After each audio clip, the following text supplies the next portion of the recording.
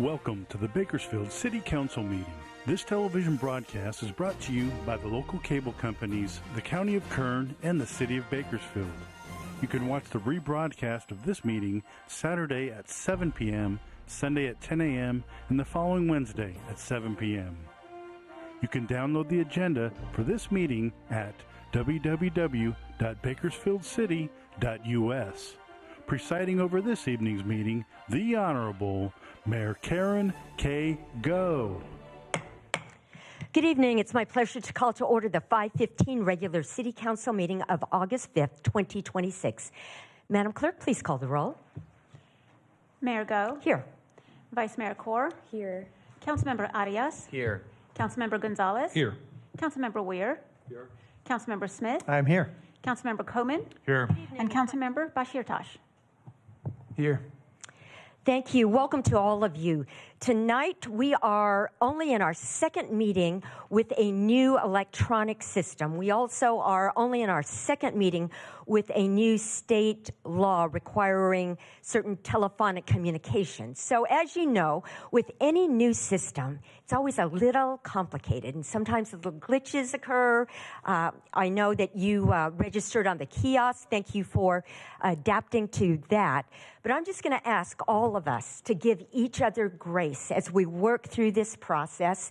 And it takes a little time sometimes for us to work through these new electronic processes and just changes.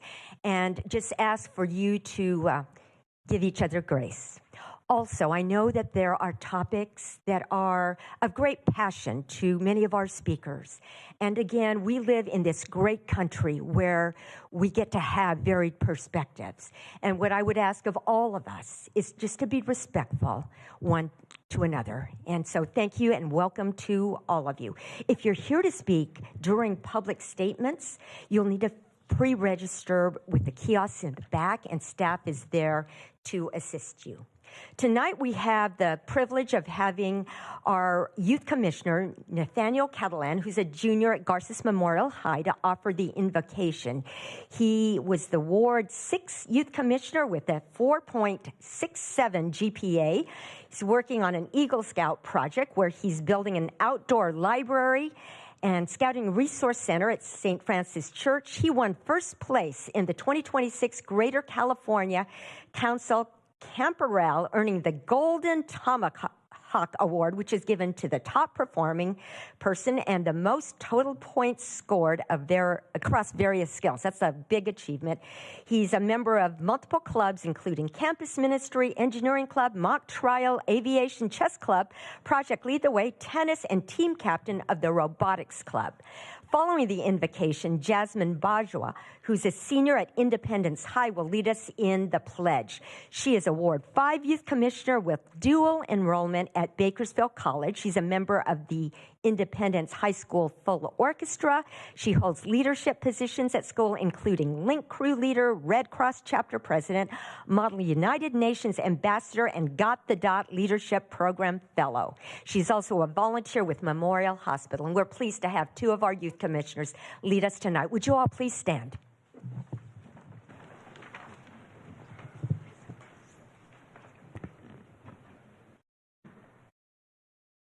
Heavenly Father, we thank you for the opportunity to gather in service to our community. We pray that you enrich the minds of our leaders so that they may make just decisions that benefit all peoples and make sure no voice is left unheard. Help us seek together the common good of all the people of this city, and we pray that you safeguard those who need your protection. We acknowledge our role as imperfect human beings and therefore humbly ask you to guide us with your wisdom. May the prayers of your people be united with your will. Amen. Amen.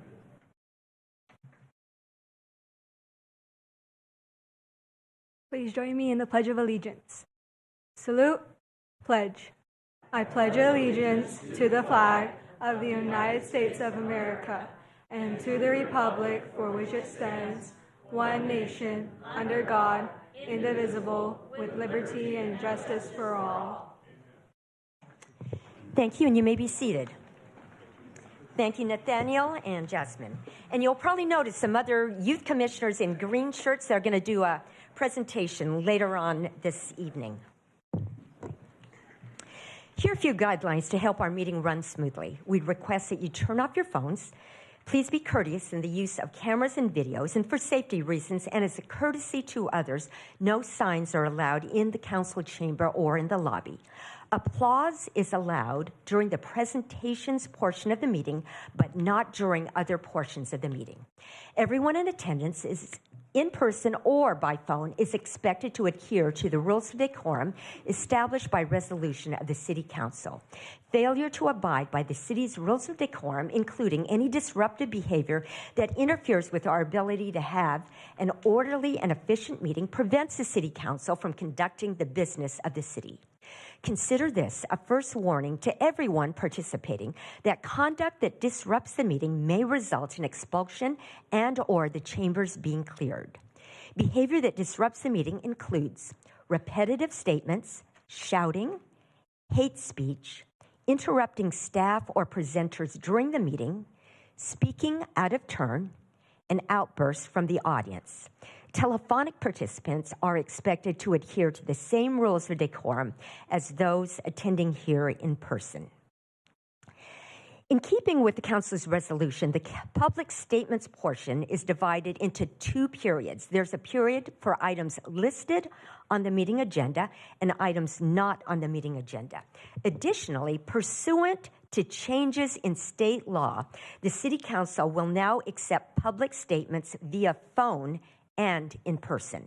Statements for items listed on tonight's agenda are given a 2-minute time limit, 10 minutes for participants by phone, 10 minutes for participants in person, and 20 minutes total per agenda item.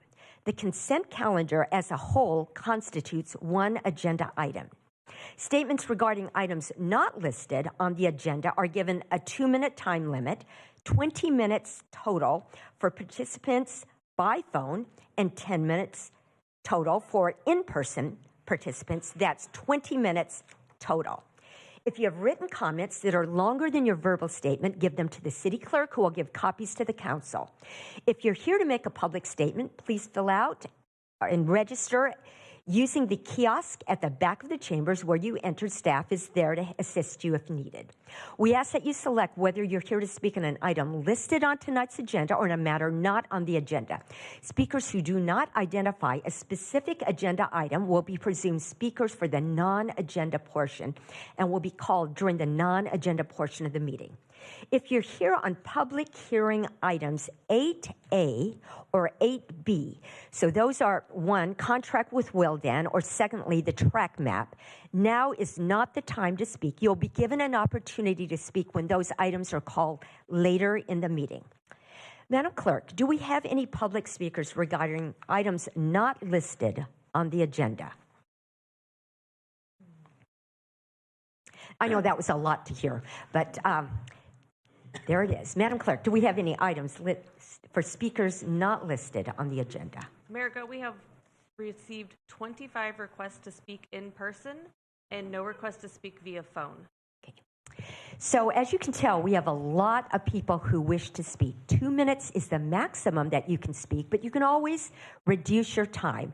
And obviously, we're not going to be able to fit in everybody, but we'll be able to get a general sense of how you're feeling on a specific topic. So, Madam Clerk, would you please call? Mayor, do you want to announce that because there are no speakers via phone? Yes. So because there are no speakers on phone, I am going to extend that period, because normally it's 10 minutes in phone, 10 minutes in person. I'm going to have 10 minutes total for us. So it gives you a little bit more opportunity if you're here in person. 20 minutes total. All right, here we go. We're giving each other grace, right? This is a little complicated. It's very different from what we're used to. So now, Madam Clerk, please call the first public speaker. The first public speaker is Denise L. Gary Pandal, followed by Terry Maxwell. And I would just ask that you adjust the mic level when you come up, please.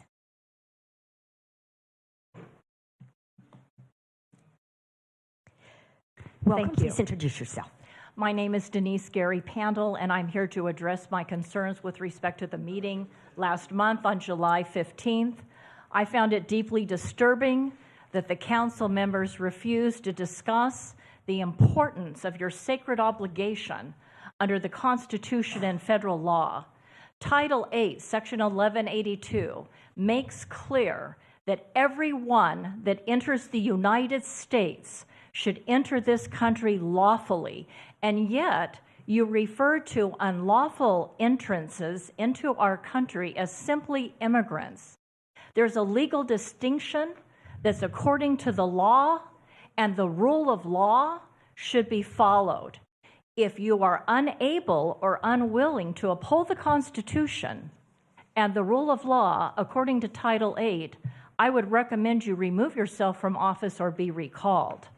Moreover, it clearly states under the law that people entering the country should be properly vetted. Why is that? It's because we have had people involved in sex trafficking, human trafficking, drug cartels. We've had individuals that have been involved in criminal networks, and yet we had council members talk about ICE hunting down individuals and being inhumane when the Department of Homeland Security has actually provided anybody the opportunity to self-deport with $2,500 and free transportation. There's nothing inhumane about asking individuals who broke our law to depart from this country, go back to their country of origin, fill out the paperwork, do things properly, allow us to vet them, and have the $2,500 and free transportation to do so. Moreover, you failed to indicate that individuals like my family members and the Ms. millions Kendall, of others your that have time is come up. here Can you came bring here your comments legally. to a close, please? Yes. So I'd like to close by saying your obligation is the safety and security of this community more than anything else. That is your sacred obligation, and you are responsible Thank for you. upholding the law. Thank you, Ms. Kendall. Next speaker. And before, and just a reminder, audience,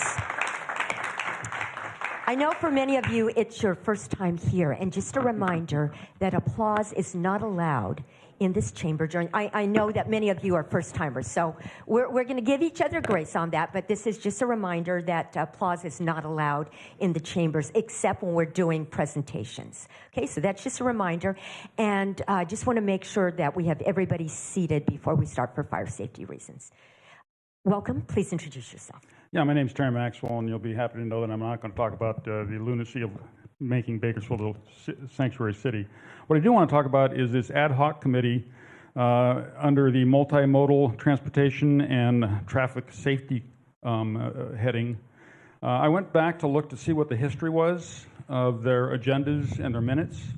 And as of, I think it's, let's see, it's September 5th of 2024, since then there, for all intents and purposes, not been one meeting. Yeah, you're having a meeting in August on the 18th.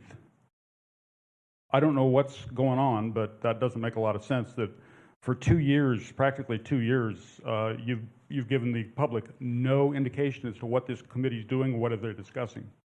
The other thing is the makeup of the committee is Mr. Arias, Vice Mayor Kerr, and Councilman Smith. Councilman Smith owns Bike Bakersfield, so I'm not sure why he's even on the committee because that is a conflict of interest.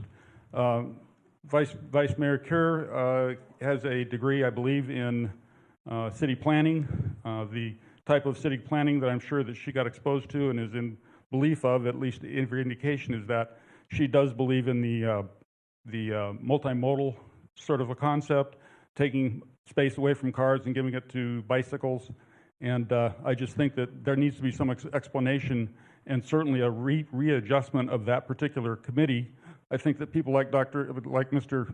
Bashirtash, who could represent cars on that committee, should probably have been included and not been so this committee should not have been so weighted towards a liberal point of view. Thank you. Just a reminder, no applause is allowed during this portion of the meeting. Madam Clerk, next speaker, please. And I'm going to ask you to be respectful. I'm just really grateful that we have been able to have meetings with decorum, and I want to continue that tradition here in Bakersfield. Next speaker, please. Speaker is... Okay, sorry. Councilmember Smith.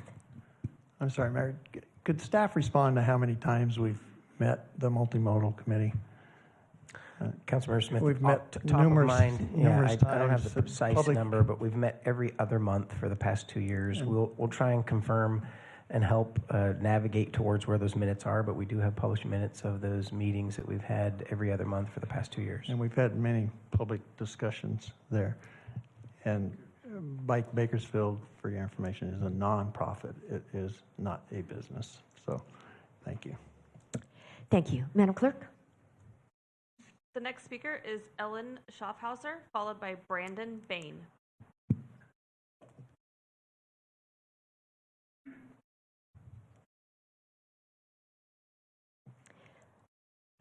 Welcome. Please introduce yourself. I'm back again. My name's Ellen Schaffhauser. I'm from Kern River Valley, and I'm a volunteer for Valley Watch Network, which is connected to Faith in the Valley. And I've spoken to you back at 3:30, but really I'm speaking to the audience right now, even though you'll be hearing some of the things repeated.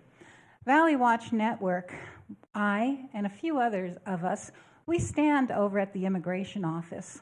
We stand there all day, sometimes across the street so that we can get some shade. What are we standing there for? We're waiting for the immigrants that have been illegally detained for 7 months, maybe 10 months, maybe longer. And they come out and they're released. Why? Why are they released? Because they've been illegally detained. And when they come out with barely what they came in with, if they came in with something at all. I wish they would get some money so that they could go home, but most of them don't have any money to go home. Where do they live?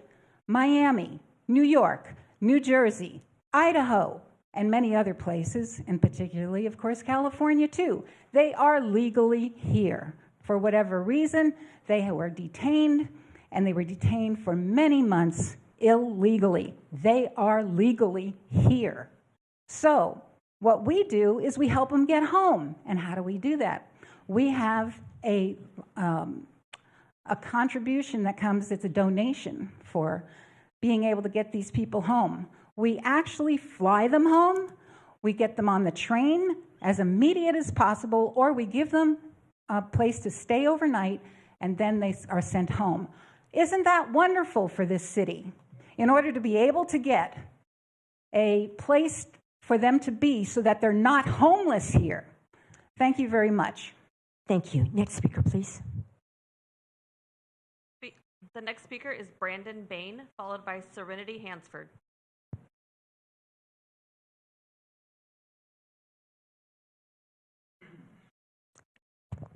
Welcome. Hello, my name is Brandon. My family has lived in this country for over 200 years now, but that doesn't make me any less an immigrant than a family that just arrived this morning. Just like me, these families have the right to privacy, safety, and protection. No family should have to wake up in the morning in fear of going to the grocery store, taking their kids to school in fear of being kidnapped or killed by armed government goons, which many of these families have actually fled their countries for. This is why I'm asking in good faith for y'all to support a motion to make Bakersfield a sanctuary city. As we know, Kern County is home to several ICE detention centers. ICE has, on several occasions, also arrested, kidnapped several American citizens, whether they are Native American, born citizens, and so on. I repeat myself, no person, legal or illegal, should have to fear waking up in the morning, going to work, going to school, taking their children to school, going to get food or anything, should not have to fear about being kidnapped or being killed. Thank you. Thank you. Next speaker, please. The next speaker is Serenity Hansford, followed by Rod Guise.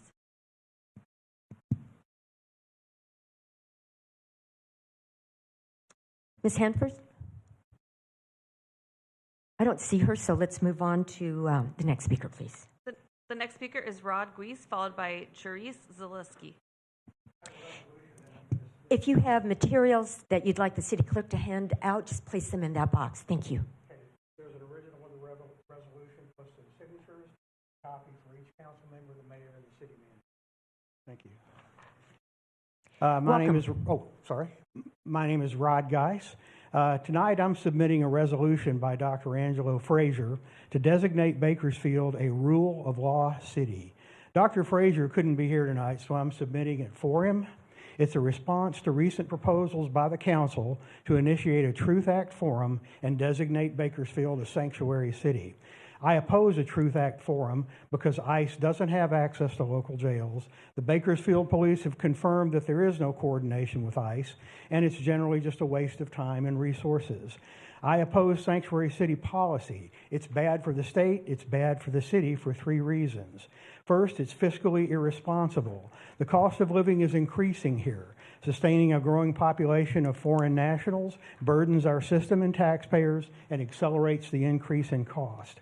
American citizens are the victims here, not the foreign nationals. Secondly, it dishonors America's veterans who fought to provide American opportunity, as well as everyone who legally became citizens. Third, sanctuary city policy violates federal law and interferes with law enforcement.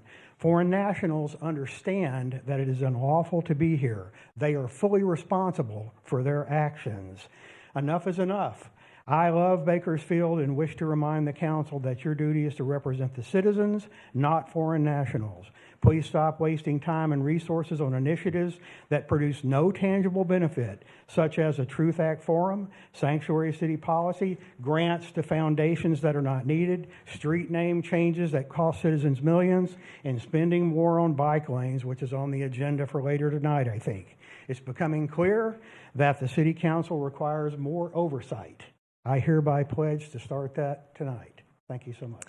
Thank you. Next speaker, please.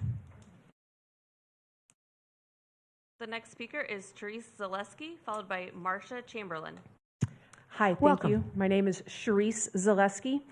And my question for tonight is, who are we fighting for? Because it seems like the people who are living in Bakersfield are being forgotten.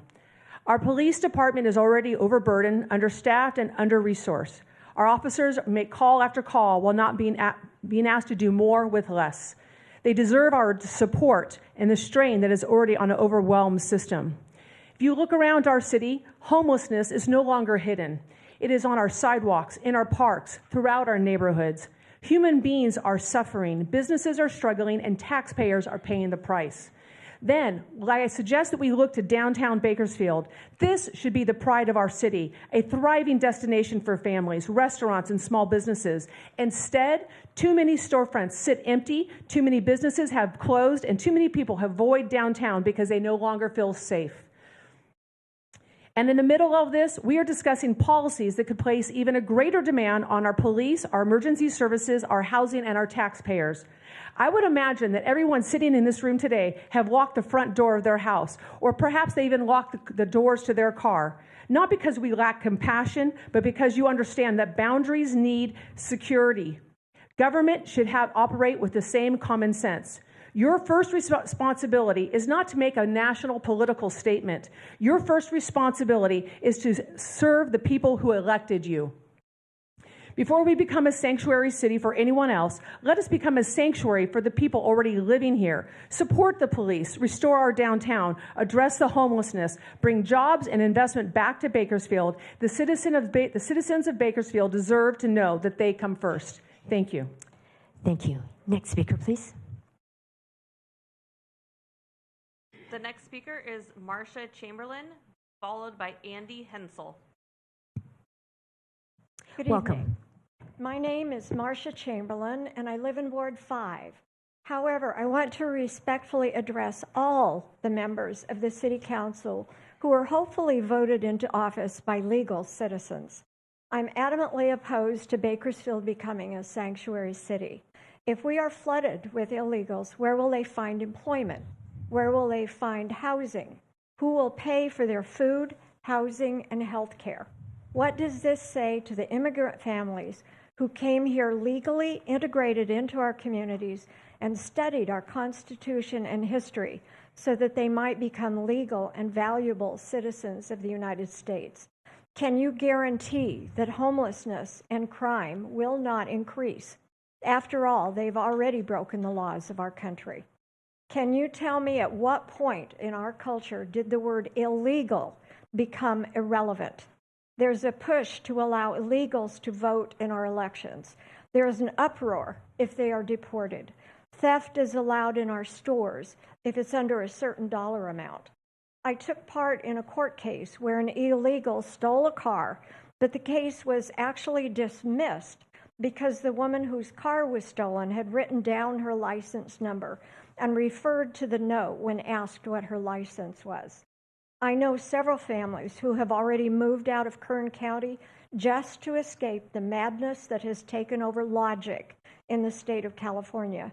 I pray that you will listen to reason and bring back meaning to the word illegal and vote no on Bakersfield becoming a sanctuary city. Thank you for listening. Thank you. Next speaker, please. Andy Hensel, followed by Charles Shin. Welcome. Please introduce yourself. Hi, Andy Hensel, Hensel.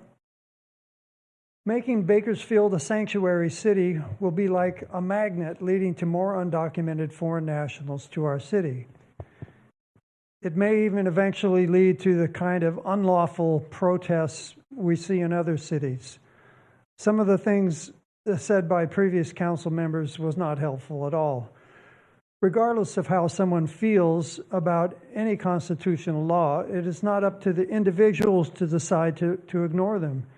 There is a procedure in America to change laws, and until then, it is illegal and dangerous to blatantly resist or impede law enforcement officers while performing their lawful duties. We need truth based on reality, and that truth was not spoken by anyone on the council. The U.S. is a great nation because of the rule of law, laws based on biblical principles to deliver justice and punish lawlessness.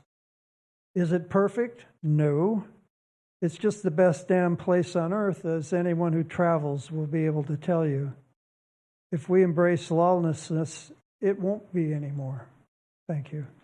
Thank you. Next speaker, please. Next speaker is Charles Shin, followed by James Coyle.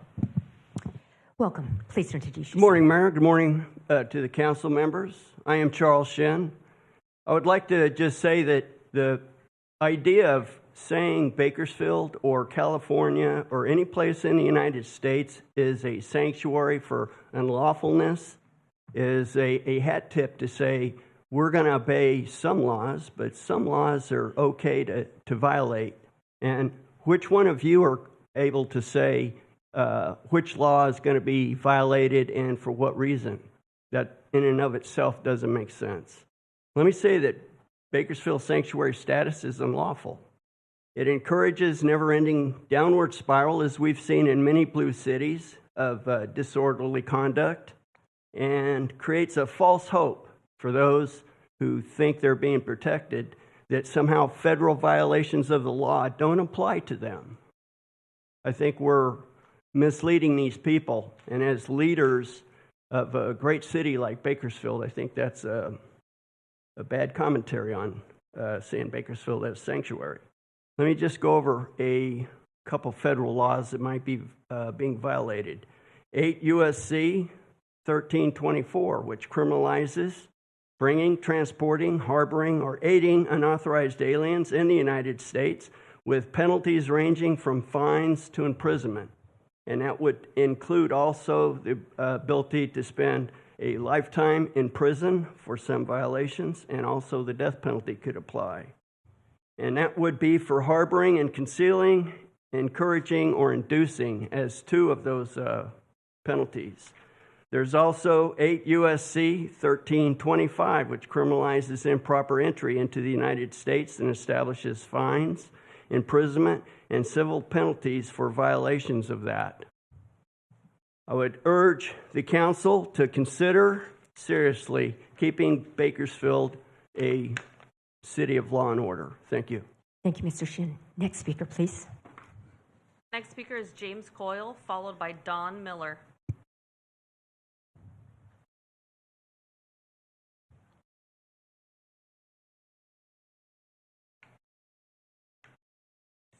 Excuse me, I might put my specs on.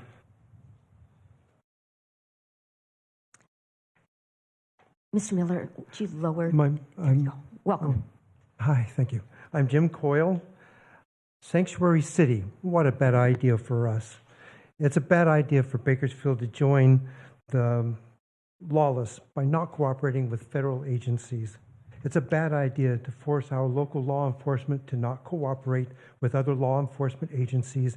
Government has no business interfering with effective law enforcement policy. It is a bad precedent for us. It's a bad idea to encourage people who do not respect the law to come into this community and share their versions of crime and high life. It's a bad idea to put our children at greater risk of drugs and violence while making it more difficult to solve a greater crime case load. It's a bad idea to force us to have more crowded ERs and to also fill our classrooms with additional students that we cannot handle.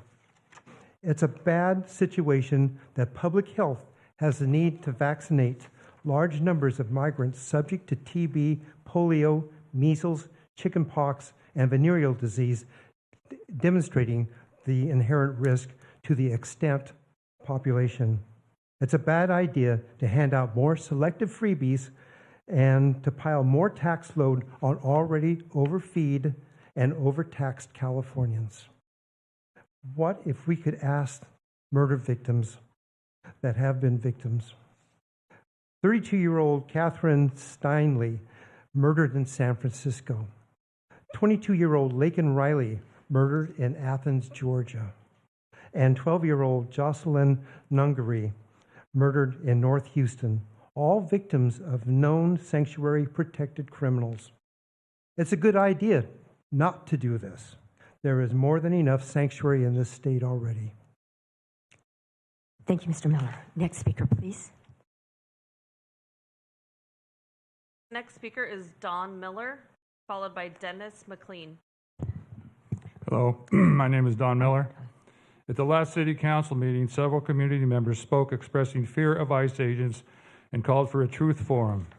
In the Truth Act, there is zero language that such a forum can be called, but rather would be required if BPD were to coordinate with ICE. There is zero language that can create ICE-free zones or control federal officers. It can only affect local law enforcement.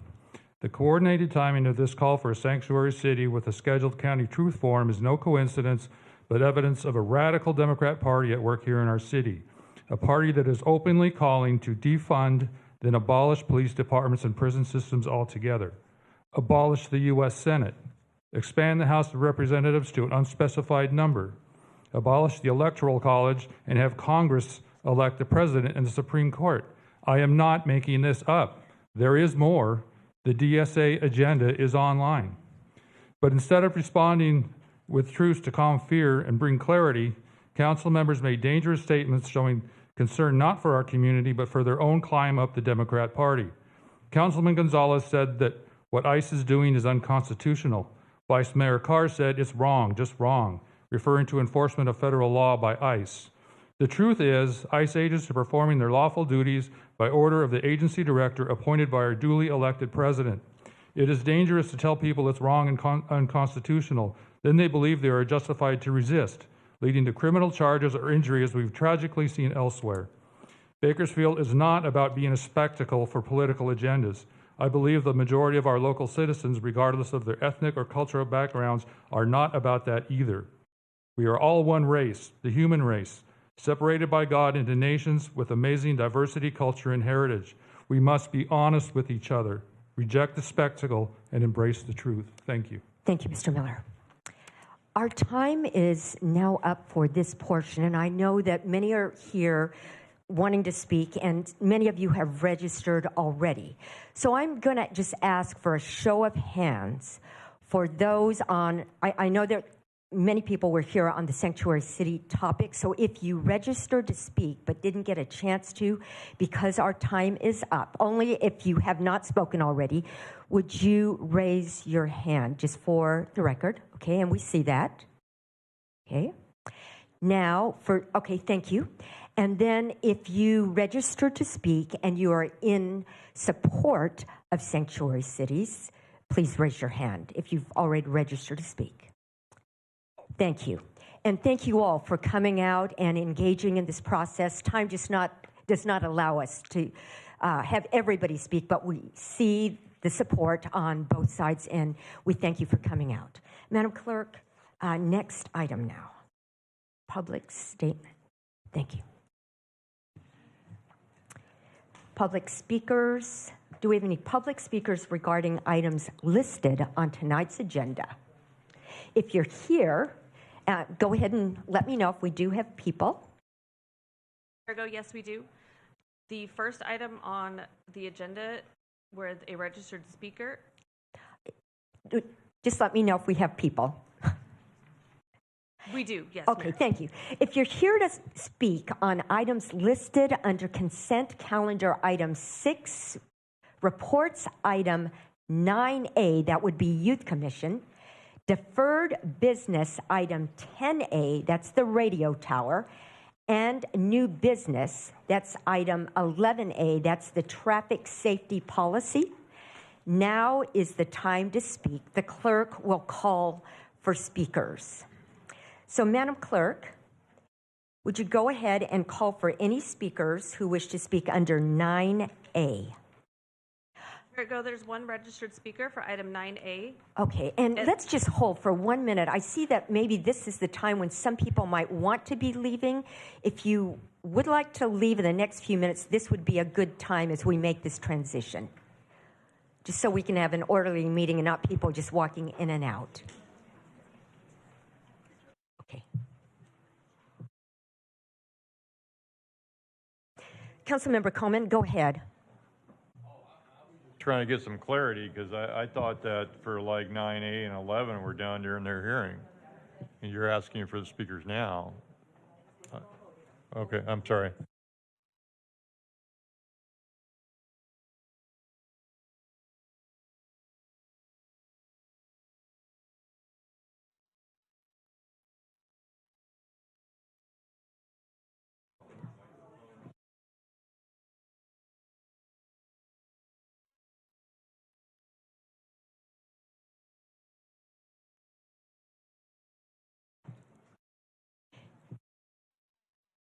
Thank you all for your patience, and thank you for the very orderly meeting. Appreciate it.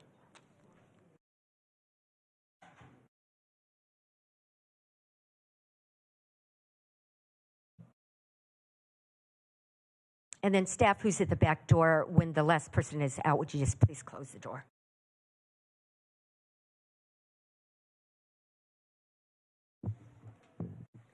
Councilmember Coleman, I know that you asked for a clarifying question about when people are speaking. The way we're doing it tonight is the way that was determined by council. If you would like to reconsider that, we can have an opportunity to explore that. Now, maybe you can just restate what you said, and maybe it'll be clearer to me. Yes. Okay, so if you're here to speak on items listed under consent calendar item 6, reports item 9A, that's the Youth Commission, deferred business item 10A, that's the radio tower, and new business item 10A, that's the traffic safety policy. Now is the time to speak. And I know that there's been some discussion about hearing staff's presentation first. For tonight, we're going to follow the way it's been established, and then going forward, if we'd like to modify that, we can work on that, explore it together. Okay? Madam Clerk, would you please call the speaker for 9A? Did we vote on the consent agenda? Or do we do that first? Yes, we do need to do that, don't we? No, we're not. We're still on public speakers. Sorry. No. All right. We're all working through this, so thank you for having patience with us. So just for the record, my understanding is that on the consent calendar, all right, which is item 6 on everyone's agenda, according to the clerk, there is no one on the phone that wishes to speak on item 6, and there was no one in person that wishes to speak on item 6. Is that correct? Correct. All right. But we still have a number of people who wish to speak on other agenda items. Correct. So take it in order now. You are correct. So that's why we're not voting yet. We're just taking public statements. Exactly. Madam Clerk, please call the next public speaker. The next speaker for item 9A is James Roy.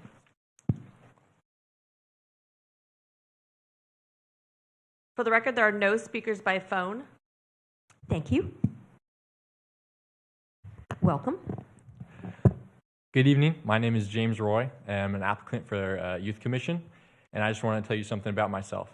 So I'm heavily involved in Boy Scout Troop 125 and also Civil Air Patrol Squadron 121. I'm also founder and president of Aviation Club at Garces Memorial. And through those organizations, I've learned a lot about my community and the skills to actually improve and help everybody in my community. So please keep me in mind for Youth Commission. Thank you. Thank you, Mr. Roy. Madam Clerk, next speaker, please. By phone or in person? The next item is item 10A. There are no speakers by phone, and there are 3 requested speakers in person. The first speaker is Bill Cooper.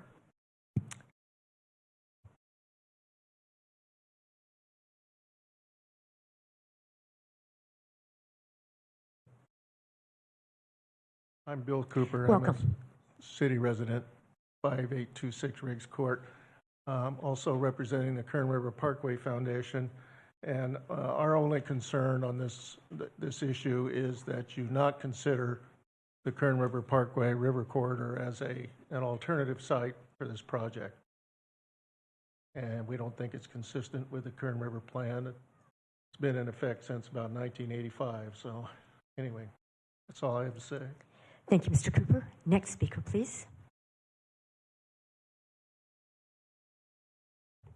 Mayor Go, I do want to make one correction. Yes. Again, thank you for grace in the technology struggles. But there is one speaker by phone, but we will complete these speakers in person first and then go to the speakers by phone. Thank so our you. next speaker in person is Mark Merifeld, followed by Bo Koenig. Thank you.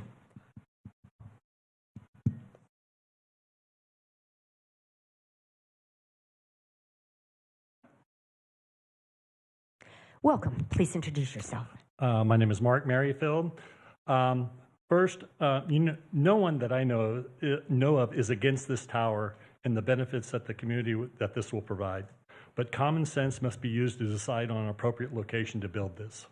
When I hear about how much additional money this will cost the taxpayers, I question, how did you spend so much money on planning without the public's consent in the first place for this project? During the June meeting, Mr. Andre Gonzalez requested realistic renderings of what the tower would look like. The only provided renderings available so far is taken from an elevation that is about equal height to the top of the tower. I don't think people are traveling around the top of the tower. We need a render that looks like it from the ground.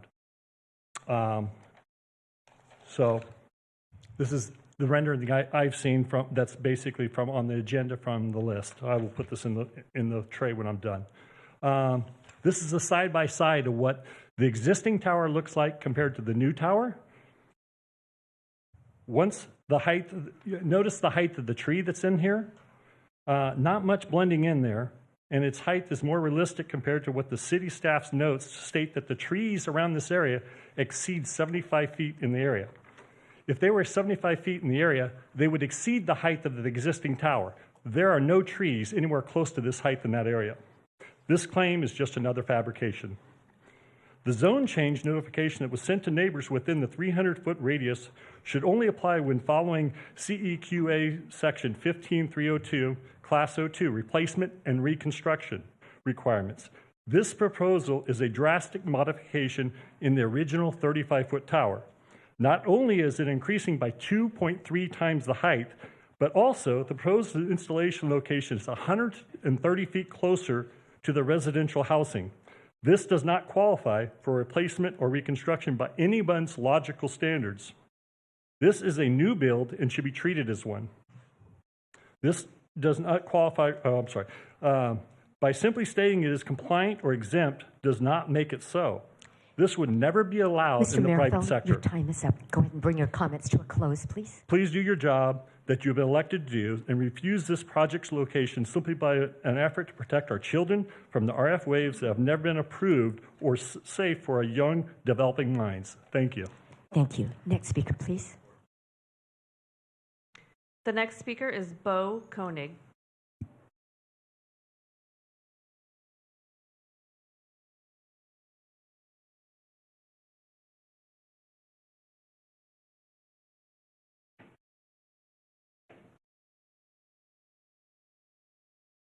Would you like those distributed now, Madam Clerk?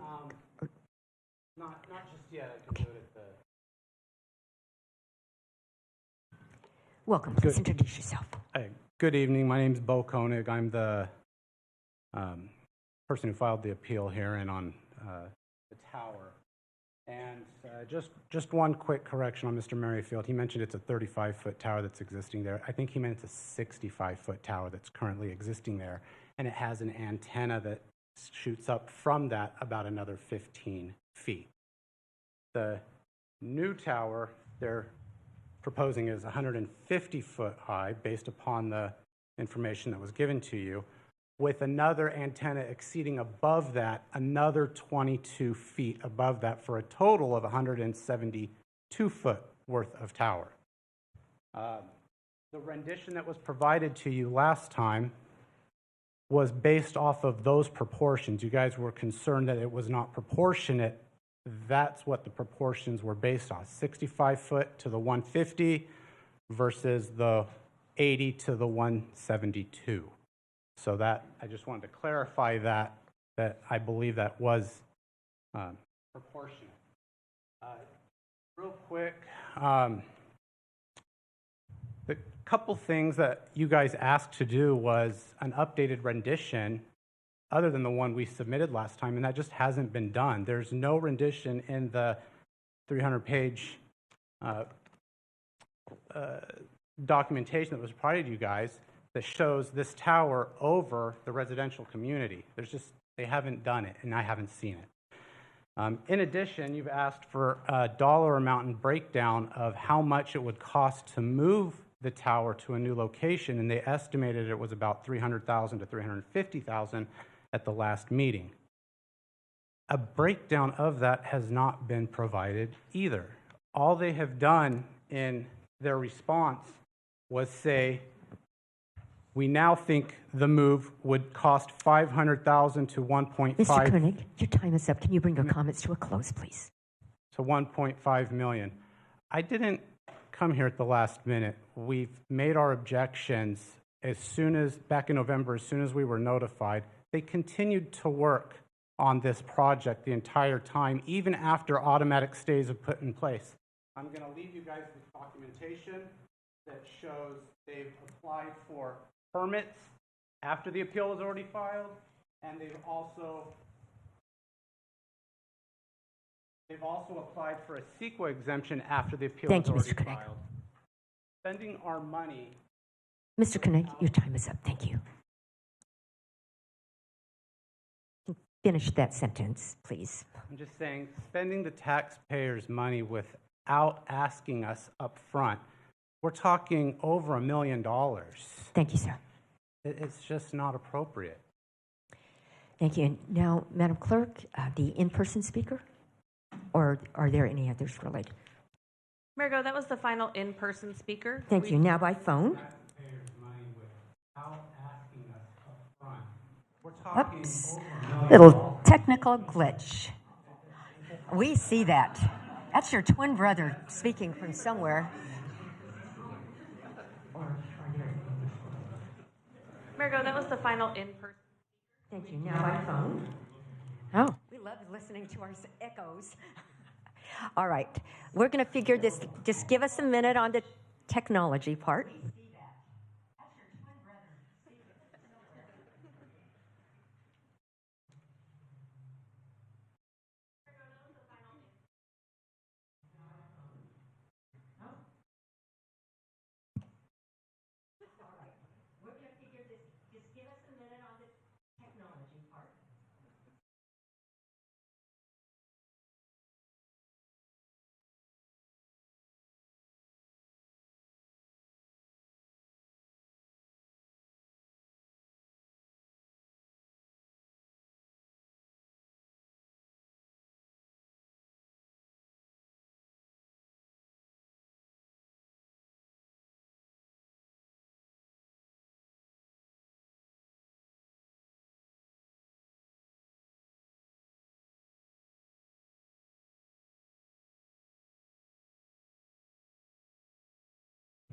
We are going to try to proceed. Madam Clerk, next speaker, please. There we go. We will now move to our phone speaker. The phone speaker is Sharon Brielle. Welcome. Please introduce yourself, Ms. Brielle. We are going to try to proceed. Good evening, council members. My name is Sharon Brielle. Ms. Brielle. Resident of Ward 5. I'm asking you to reject the staff report and send this back to staff to find a location that doesn't sacrifice an established neighborhood for infrastructure that it didn't ask for. The tower is over 180 feet tall, nearly double the existing structure. That's not an upgrade, that's an industrial structure imposed on the send this back to staff to find a location that doesn't sacrifice an established neighborhood. Okay, so Ms. Brielle, I don't know whether you can hear us. Ms. Brielle, we're having technical issues and we very much want to hear you speak, but we're getting an echo right now. And so we're just going to take a brief recess so that staff can figure out. Thank you all. This is only our second time and new glitches show up every now and then. And thank you for your patience. We'll just take a brief break until staff lets me know that we're back working. Let's say at least 5 minutes and then we'll check in with staff.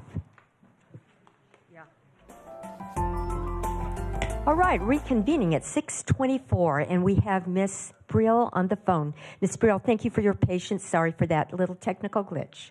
So we're going back now to public comments for the phone. For which item, Madam Clerk, if you'd like to help us through that process? Marigo, we are on item 10A, deferred business.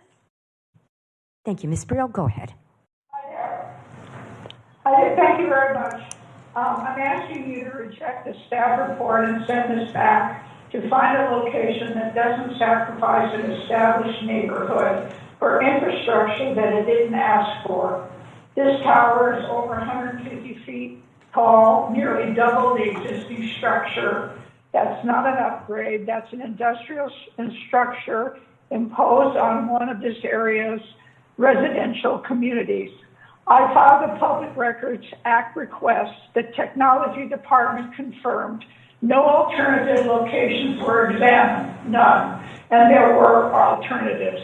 The water recharge basins near this site sit empty, city-owned open space with no agenda homes to impact.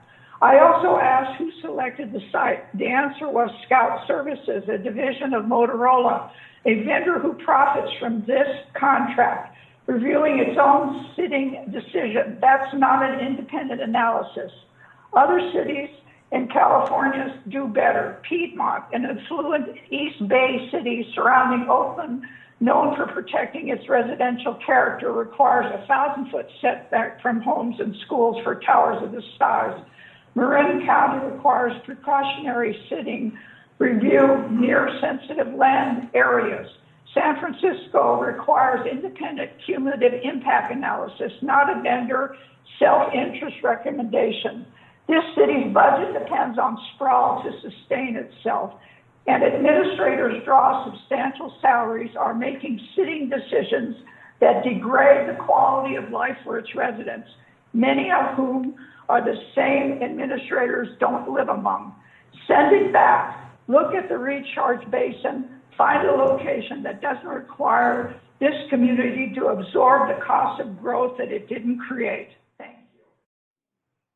Thank you, Ms. Brielle.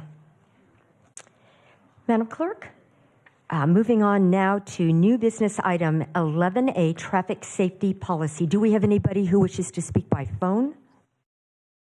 Marigo, we have not received any requests to speak by phone.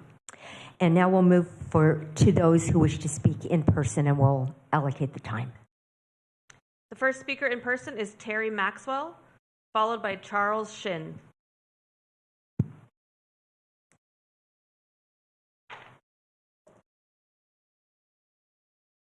Like it distributed, please.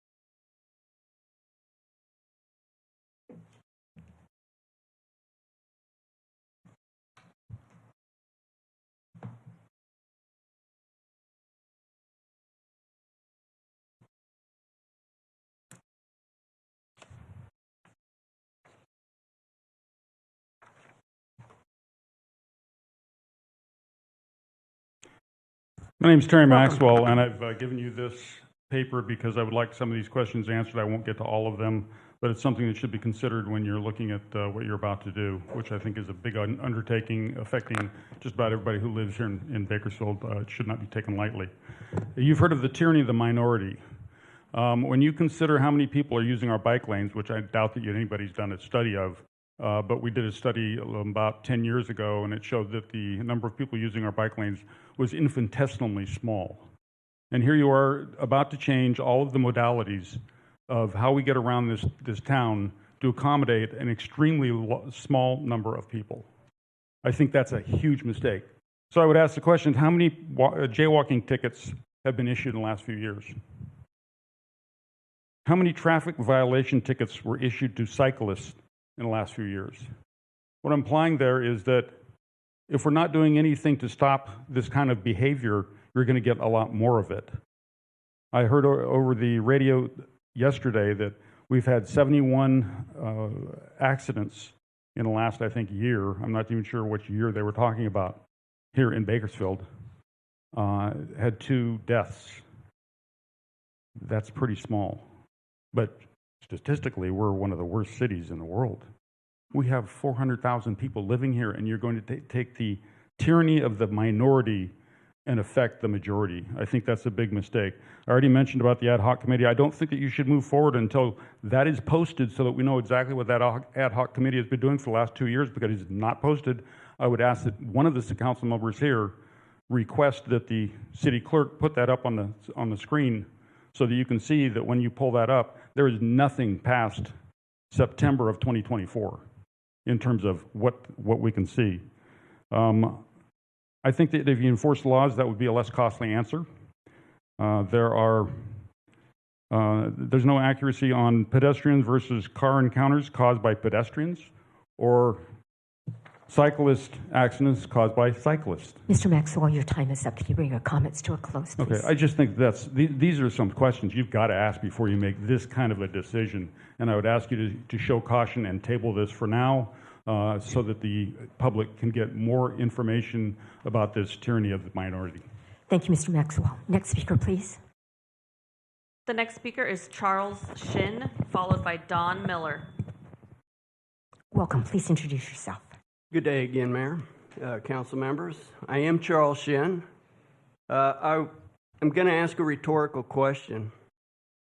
We've converted a lot of the major thoroughfares in Bakersfield that used to be 3 lanes, both directions, and limited them to 2 in both directions. I think with increasing vehicle traffic for bicyclists. And I'm still waiting to see, when I drive through the city, I'm still waiting to see a cyclist on all these newly created bike lanes. And I think this study that you're getting ready to look at is, if you vote for it, is going to go with a federal option where we're going to make some of our wide streets even a little narrower for enhancing more bike lanes. At least that's the way I understand it. I think this is a grave mistake. Our road system is primarily for vehicular traffic and truck traffic. People need to go to work. People need to go to the store. Goods and services are transported via truck. And if you want to exercise on your bike, hey, I've done triathlons, I've done ultra marathons. When I wanted to ride my bike, I put my bike on my vehicle and I went to the bike lane or the bike route out there by the Kern River, and I had unobstructed traffic, for me to travel on a bike. And now our bike lane out there is extensively long. I think it's longer than an ultramarathon in one direction. Anyhow, I would urge the Bakersfield Council to consider the people that have to drive on the streets and to pay for the streets with their vehicle taxes. Thank you. Thank you, Mr. Shin. Madam Clerk, next speaker, please. The next speaker is Don Miller, followed by Zachary Griffin. Welcome. Please introduce yourself. Hello, my name is Don Miller. I did not prepare a statement, so I'm just going to wing it here.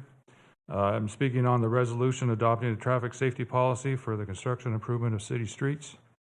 This is on the new business agenda category. It's been alluded that this has been discussed extensively. I'm not aware of any of that. I'm seeking clarity regarding whether this will mandate any new constructions immediately, how will those costs compares to the way that we've been doing it. I'm especially concerned about the cost because I learned from a fellow citizen standing right here at this podium that the city of Bakersfield has not submitted a budget in 2 years. That's shocking to me. And it's very concerning that we're going to go spending more money when we don't even know, the public doesn't know where we stand financially. This also speaks to a lack of transparency to the public. And here we are talking about a new agenda item that's going to be voted on today, and that also speaks to a lack of transparency. Today's agenda document in the PDF form is 2,252 pages long. That sounds like Obamacare to me. It's like you measure about how many reams of paper it takes to print it, not how many pages it is. I'd like to see a motion to postpone this to a later date where the public can have input. It's the public that drives on these streets. The public should have a say whether their vehicular lanes are going to be narrowed to allow for more room for bicycles. I concur with what I've heard. I do not see an extensive amount of bicycle traffic that justifies that, but it should be discussed and it should be something that the public has a say in. Thank you. Thank you, Mr. Miller. Next speaker, please. The next speaker is Zachary Griffin, followed by Cindy Para. Good evening, Mayor and council members. My name is Zachary Griffin. I'm a local educator, and I'm a founding board member of Kern Cycling Coalition. Our mission is to educate and empower people for active transportation. I just want to, first of all, I'm here to support the measure, and I want to concur that the measure and sort of maybe provide a little information. I've been doing this with Mr. Smith and many others for many years, and we've talked about this particular national standard many times. So if you weren't aware of it, we have discussed it. But I want to emphasize something that sort of I was going to save this to my previous comments, but we'd kind of run out of time with our previous conversation. The other day I was watching our current chief, and I apologize, I know it's Brent, I think it's Strathmore, discuss sort of roadway issues here in Kern County. And so as he was talking about some young kids who are riding wheelies, he then segued to an issue that is probably one that's more prevalent, which is our DUI fatalities here in Kern County. I think we have 25 DUI fatalities. So to say that automobiles don't have a cost to our society directly or indirectly is kind of ridiculous. The benefits of lowering our healthcare costs, whether people are getting out of their cars and riding their bicycles like old men like myself, which learned it from other old men who used to do it all the time. My parents grew up, went to BHS, rode their bikes. So it's such a crazy new concept. However, because someone isn't doing something that's good is no reason to disdain it or throw it away. This guideline does not throw tons of money at anyone. It just allows people to achieve a larger scope of design standards when they use it. So study up on it if you're not aware of it. NACTO guidelines are fairly easy to find and very easy to sort of educate oneself on. But quickly to note, when we were discussing and when I was thinking about the comments that Mr. Strathmore made, I was thinking about these young people. Mr. Griffin, your time is up. I'm going to wrap it up right here. And I was thinking about how these young people felt like many people in this chamber, that they don't have a voice. And here these young people are out there doing something. They're not on their phones. They're outside. They're engaging in the world. We have a duty to provide them a safe space to grow and develop. Thank you. Thank you. Next speaker, please. The next speaker is Cindy Para, followed by Asha Chandy. Welcome. Please Good introduce yourself. evening, Mayor, Vice Mayor, and Council. My name is Cindy Para, and first of all, let me begin tonight by saying vehicles are a luxury for some folks. Some folks don't have the privilege of being able to afford a car payment, fuel costs that are continue to rise, insurance, maintenance. And that's why these NACTO standards that I'm in favor of tonight are a good idea. The NACTO Street Design Guide is not an experimental document. It is a nationally recognized research-based resource used by hundreds of other cities across the country. The recommendations are based on real-world data and proven safety outcomes. Bakersfield is growing rapidly as we invest in new streets and reconstruct existing ones. We have an opportunity to build infrastructure that improves safety, supports economic development, promotes healthier transportation choices, and makes our community more attractive for families and businesses. I respectfully urge all of you to please support this resolution tonight. Thank you for your time. Thank you, Ms. Parra. Next speaker, please. The next speaker is Asha Chandy, followed by Craig Braun. Hello, Mayor Welcome. and Council. My name is Asha Chandy. I'm a resident of Ward 5. I'm also on the board of Bike Bakersfield, which is a nonprofit bike shop and advocacy organization that is run by a volunteer board of directors. There's not an owner. I'm also on the board of California Walks. And I recently updated my resume. I guess I've been doing this stuff for about a decade. So bike and pedestrian safety stuff. First of all, I'd like to thank the city staff and council for considering this resolution. NACTO is the gold standard as it is today in the bike and pedestrian safety community for roadway design. The alternative is AASHTO, which is currently used, which was developed by state highway transportation engineers. We shouldn't be applying these state highway transportation design guidelines to our local roads, and that's what NACTO came in to play. Of course, there is no funding tied to this resolution, I imagine. This is just guidance for city staff in terms of how they're going to build our communities to be safer, more human-centered, and multimodal. You know, people want to roll on sidewalks, they want to roll through parking lots, they want to walk and bike everywhere, like whether or not they have a car or not, you know. So in the face of so many deaths on our roadways, we have an obligation to do better. And this is the first step in a long-range transportation planning process to improve safety and livability in our city. And all of us are very much aware of the number of cyclist deaths and collisions and pedestrians who've died this summer alone. We can do better, and we have the roadway space, we have the engineers and the transportation experts to do this work. And so I thank the city council and city staff for considering this resolution. Thanks. Thank you, Ms. Chandy. Next speaker, please. The next speaker is Craig Braun, followed by Michael Hudson. Welcome. Please introduce yourself. Good evening. My name is Craig Braun. I'm an attorney. I've been a resident of Ward 5 for over 30 years. Thank you, Mr. Coman, for serving us there well. I'm speaking out against the resolution tonight. I think it basically is trying to solve a problem by swallowing everything in its path. This is not a bicycle safety resolution. This is a wholehearted, full-throated planning that tells the planning department how they're going to design our cities. There is discretion where they can ignore it. There's already a July 15 resolution that was passed that changed an ordinance that said what we're trying to adopt tonight is already an approved standard. The question tonight is, are we going to start mandating it? Now, what's really important is there was a grand jury report that came out, and some of the speakers have already echoed this. One of the things that was required to be done is automobile and bicycle traffic counts should be considered.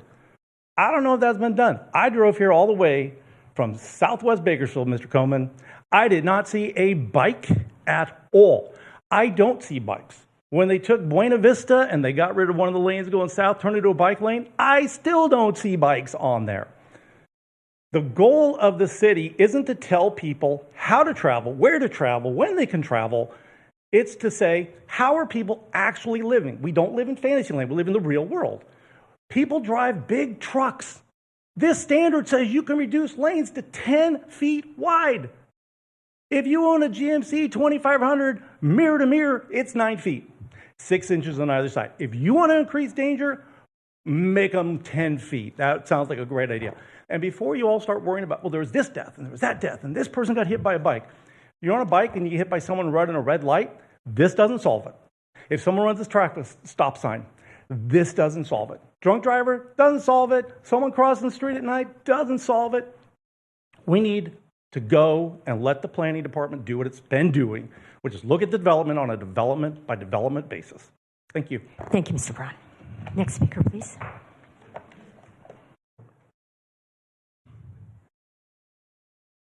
The next speaker is Michael Hudson.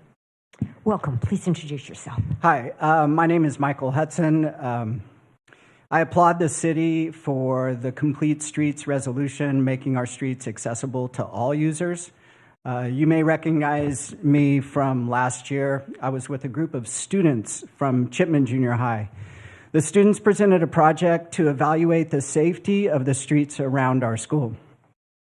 What the students found was streets with excessive speeding and vehicle lanes for streets like Christmas Tree, and I'm speaking of the Northeast specifically here, Christmas Tree, University, Wenatchee, and others, with vehicle lanes in excess of 20 feet. Studies show that narrower lanes reduce accidents, and that's something that I think we can all support. Excuse me. When there are bicycle lanes, like on Panorama in front of Panorama Park, bicycles must brave the door zone. I encourage the city to reconsider the design of our streets around Chipman to be safer for all users. Multimodal use is on the rise. It's not going anywhere. It's only increasing, and I think that necessitates the redesign of our streets as well. Regardless, I think we're missing a huge opportunity here to educate our students. There's no required training in our schools or education for road safety. They removed driver's education, I think, in the 90s. So you're seeing a whole generation of people that don't really have an awareness or education related to how to properly use our streets. And I think we can see the evidence of that all around our city today. So I do support the measure, and I appreciate the time. Thank you. Thank you, Mr. Hudson. Madam Clerk, do we have any other speakers on this topic? Margot, that was the final speaker. Thank you. Next item, please. Consent calendar items 6A through 6I for approval. Thank you. Councilmember Coleman wishes to pull 6F2. Colleagues, is there anyone else who wishes to pull an item?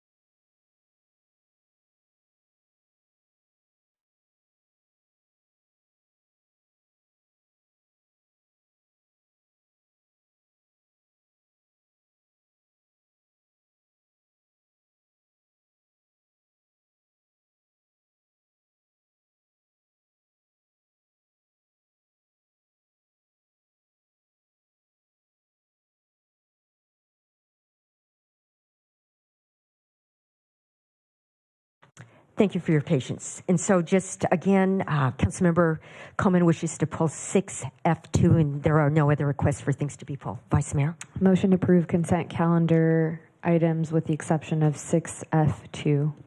You have a motion. Please cast your votes.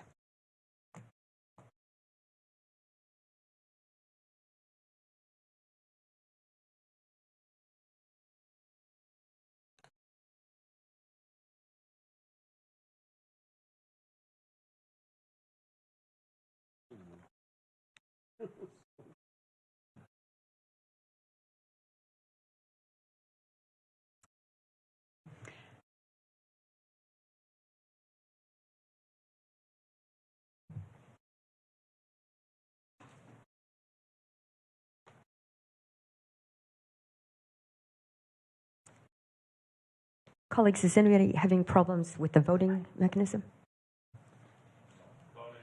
Mayor Go, the item is approved with Councilmember Bashir-Tash voting no. Thank you. And now we'll go on to item 6F2. Councilmember Coleman. Thank you, Mayor.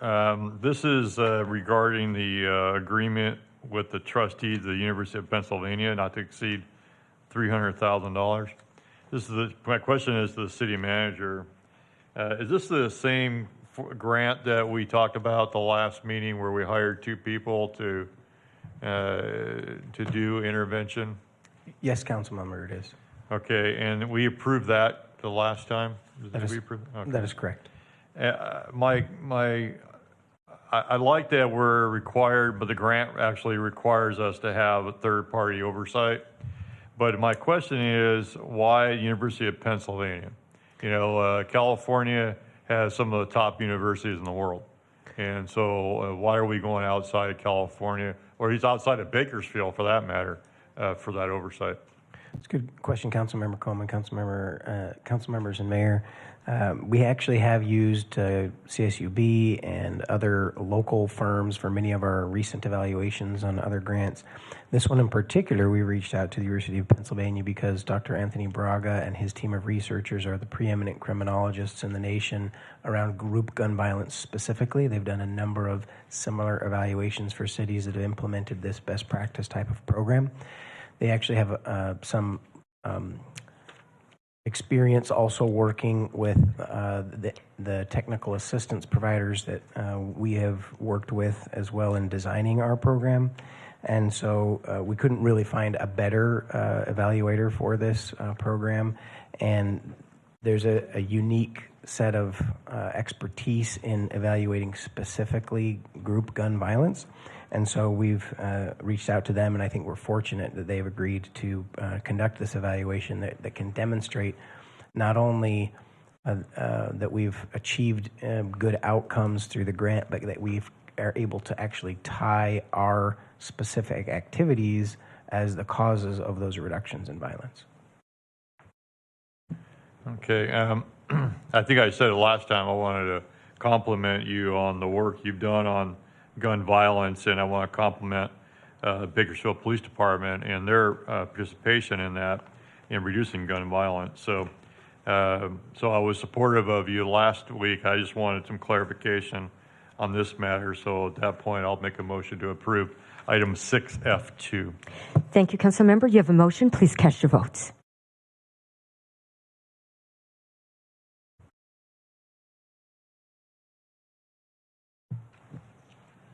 Motion is approved with Councilmember Bashir-Tash voting no. Thank you.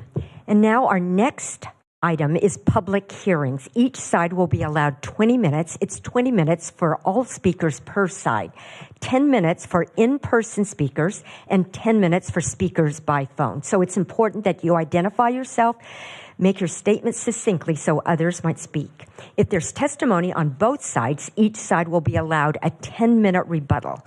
There's a clock on the TV screens behind me which indicates 20 minutes. When you are called, please identify yourself. You may ask questions during your statement, but they won't be addressed until the public hearing is closed. If you have written comments that are longer than your verbal statement, give them to the clerk. She'll provide copies to the council. Please be courteous to others who wish to speak. Madam Clerk, please read the public hearing item. Public hearing item 8A, public hearing to present findings and consider adoption of energy savings performance contract with Willdan Energy Solutions.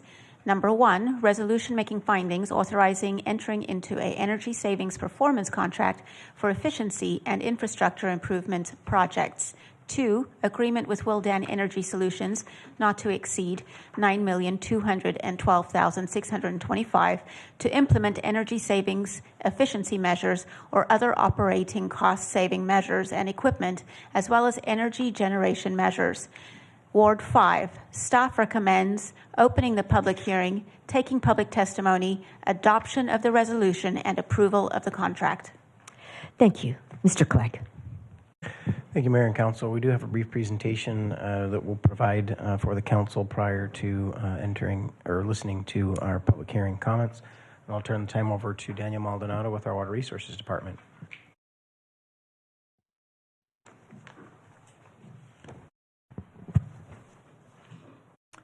Good evening, Honorable Mayor and Council members. I'm Daniel Maldonado, Assistant Water Director.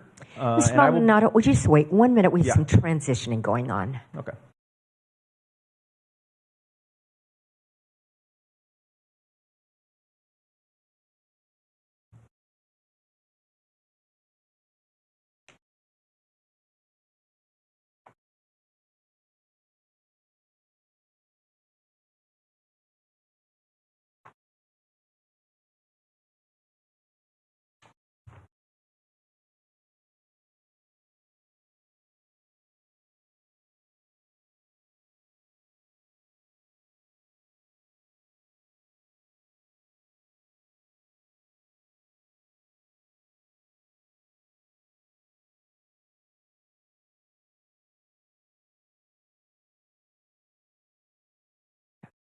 Thank you. Go ahead. Perfect. I'm Daniel Maldonado, Assistant Water Director, and I'll be voicing staff comments in support of the proposed solar and battery project at the Water Resources Administrative Offices on Buena Vista Road.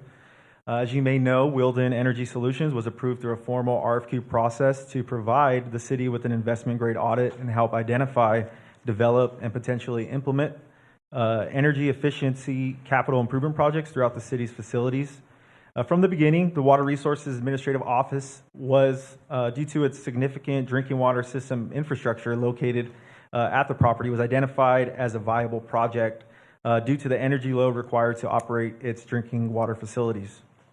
In alignment with the City Council goals for reliable infrastructure and increasing energy independence, the Water Department proceeded with developing a solar and battery project that meets the needs of the department of rising energy costs at our water resources facility. I have today Scott Strom from Willdan Energy Solutions will provide a more detailed look at the project along with project renderings, construction costs, and financial details for the proposed solar project for the Water Department.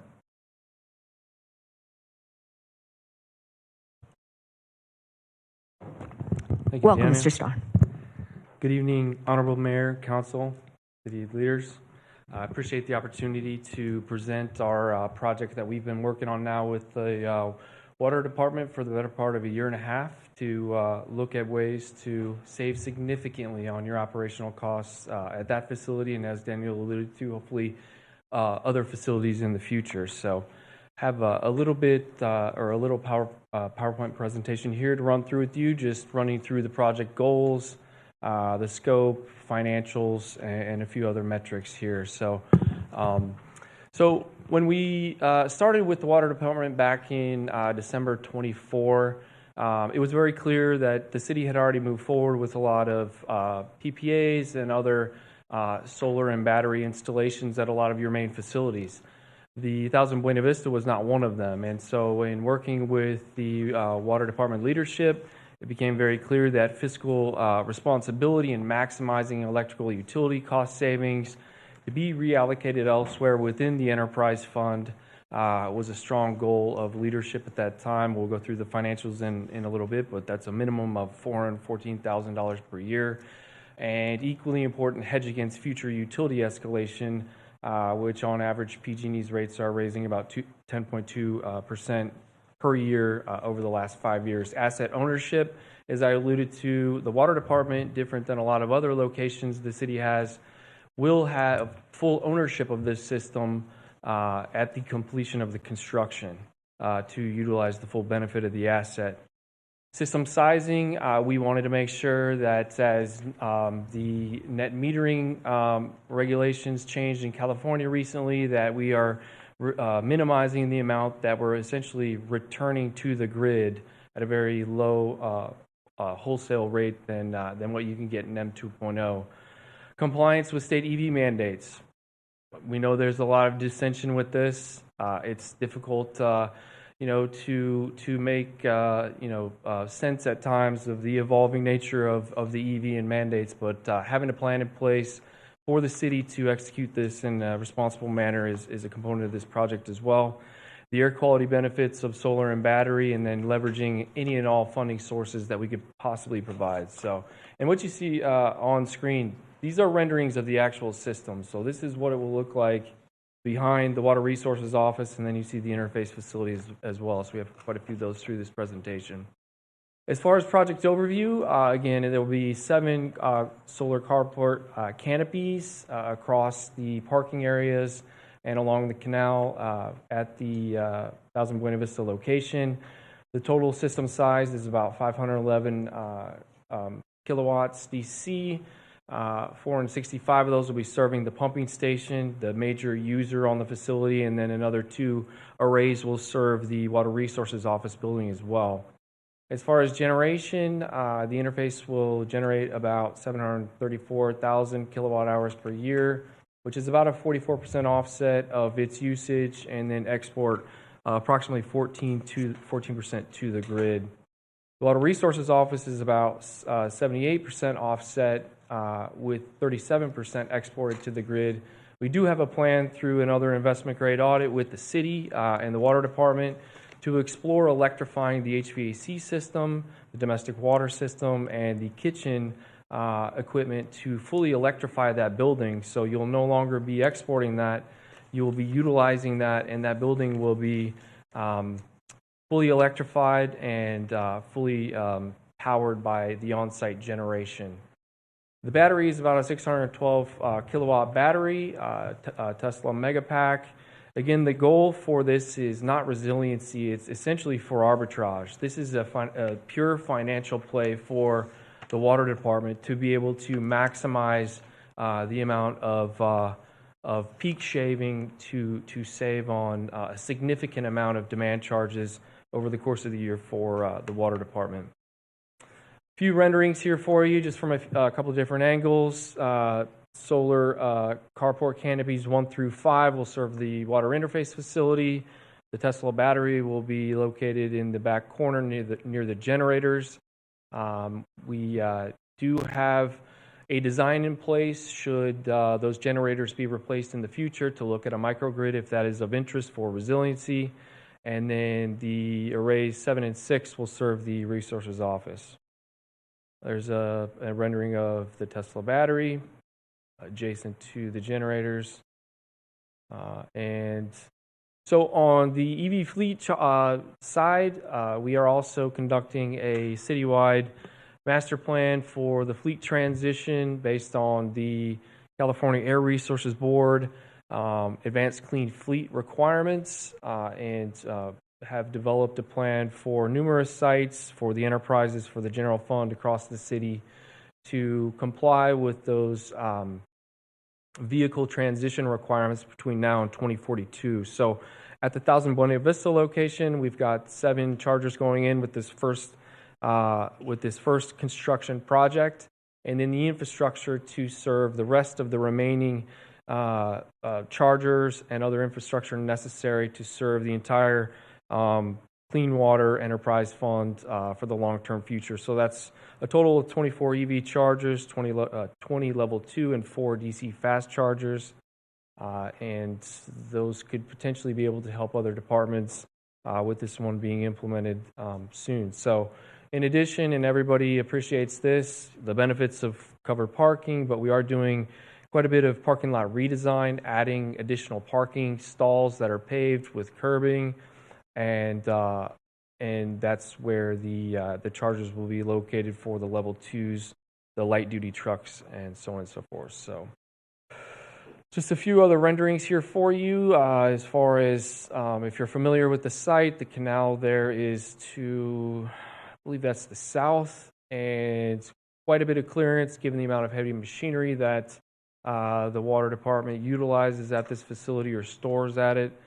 So we went through a very in-depth design process with the water department team and their engineers and our engineering team as well.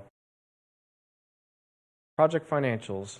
So we have split this into two categories, and the impetus for that is there have been an ever evolving amount of grants and incentives that become available and then go away for a variety of reasons, whether that's from the federal government or the state or even CARB themselves. And so we've done our best to try to continue to track on staying ahead as best we can to capture as many incentives as possible. So as Daniel alluded to earlier, the total turnkey project cost for the project is about $9.2 million. We do expect to move forward and still be able to obtain the full ITC for the battery energy storage system, which has been safe harbored, and then the solar PV modules, which we will need to achieve PTO by December 31st, 2027 to obtain that full amount, but we do have a confidence in our plan to be able to achieve that. So the net capital cost to the water department is about $5.5 million, $414,000 a year in net annual utility, fuel, and operations and maintenance savings for the project. So about a 13-year payback right now. There's the potential to improve that with a few other grants that we're tracking on that we could apply for in the construction process. But what we know today, the economics look very good. The ROI on this project is about 91%.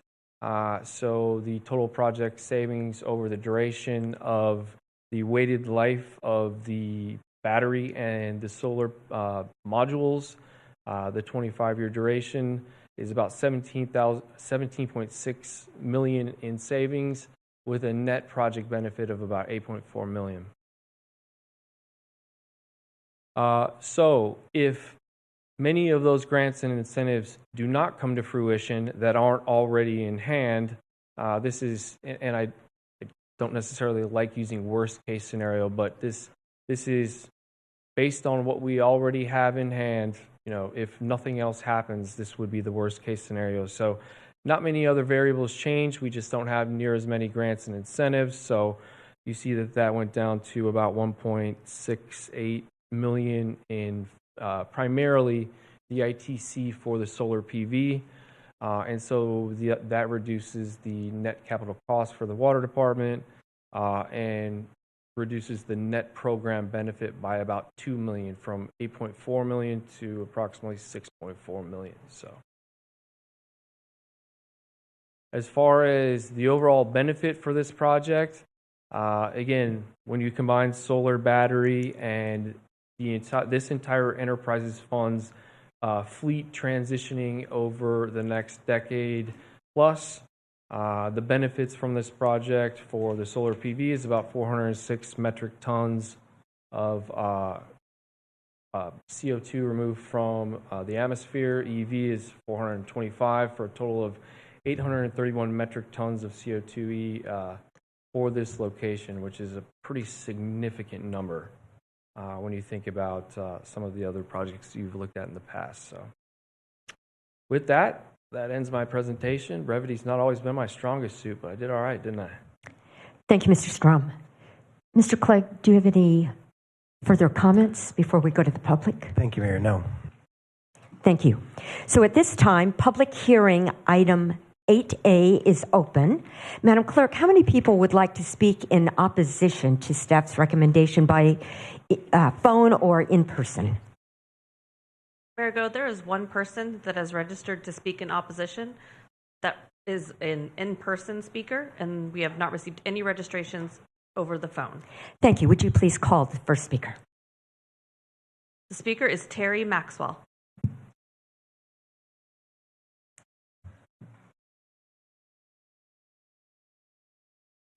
Welcome.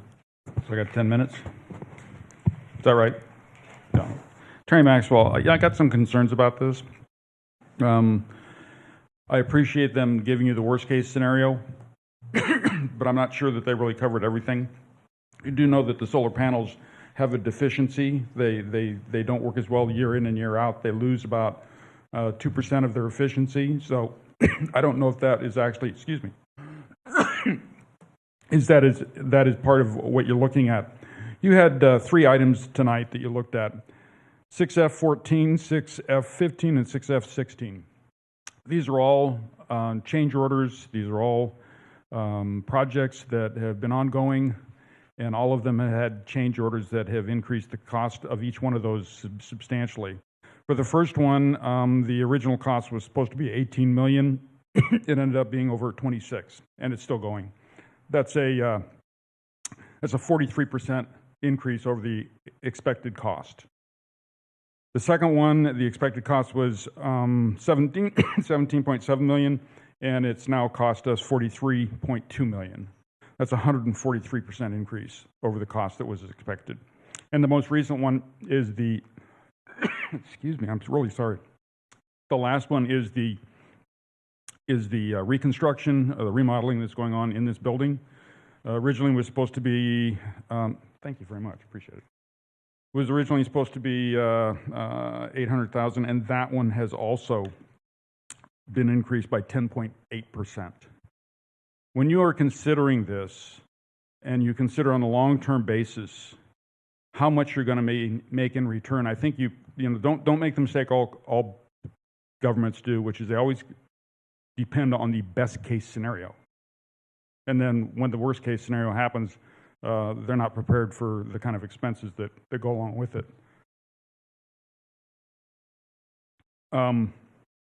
So I have a concern there. I think it's important that you do look at all aspects of that. There's and I can't remember the name of the company, as you get off at 7th Standard Road and you take a left. The company that you first see on the right-hand side used to have all these big, beautiful solar panels on it. And in the last couple of months, they've removed all of them. And I have to wonder why. I thought these worked so efficiently. I think the other thing is, when you're looking at a 25-year payback on this, there's going to be a lot of things that happen in 25 years.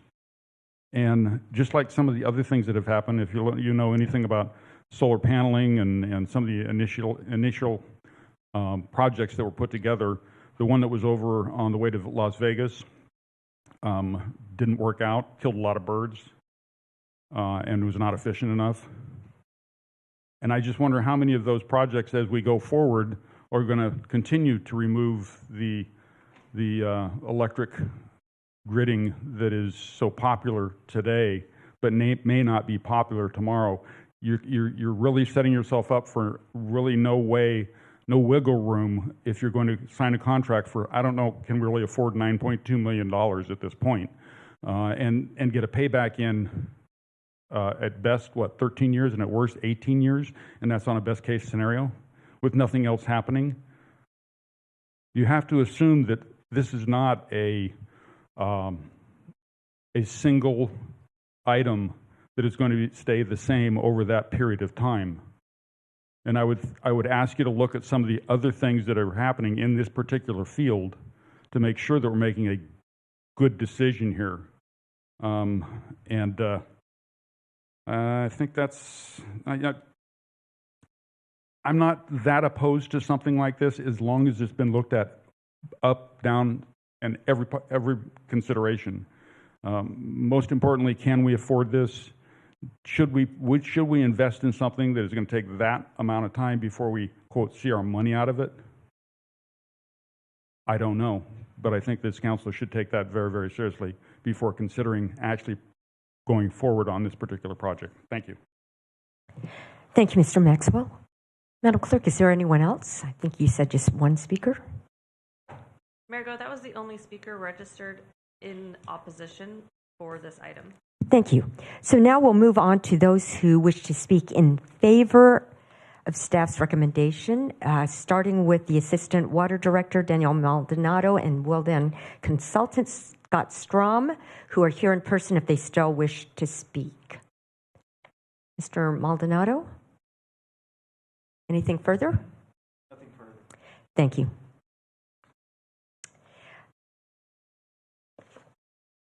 Right, so at this point, Mayor, Yes. just for the record, there have been no registered speakers on the phone or in person to speak in favor of this item. thank you. Just about to ask you that question. Thank you. And so now, seeing none, we will close the public hearing and return it to council for comment and action.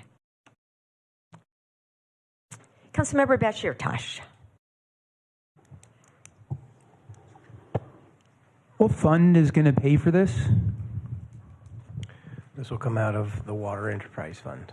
So is that the Prop 218 that we just sent out asking and begging our constituents for an increase? I'll let Mr. Maldonado clarify. We have two different funds that support that location, but principally it's the Water Department, not the Wastewater Department. Mr. Maldonado, can you clarify? Yes, thank you, council member.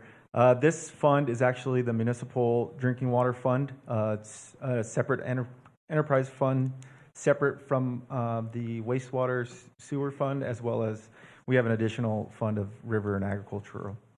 Yes, so it's a separate fund that's going to be using these dollars. But we just raised city water rates up last year, right? For Cal, okay.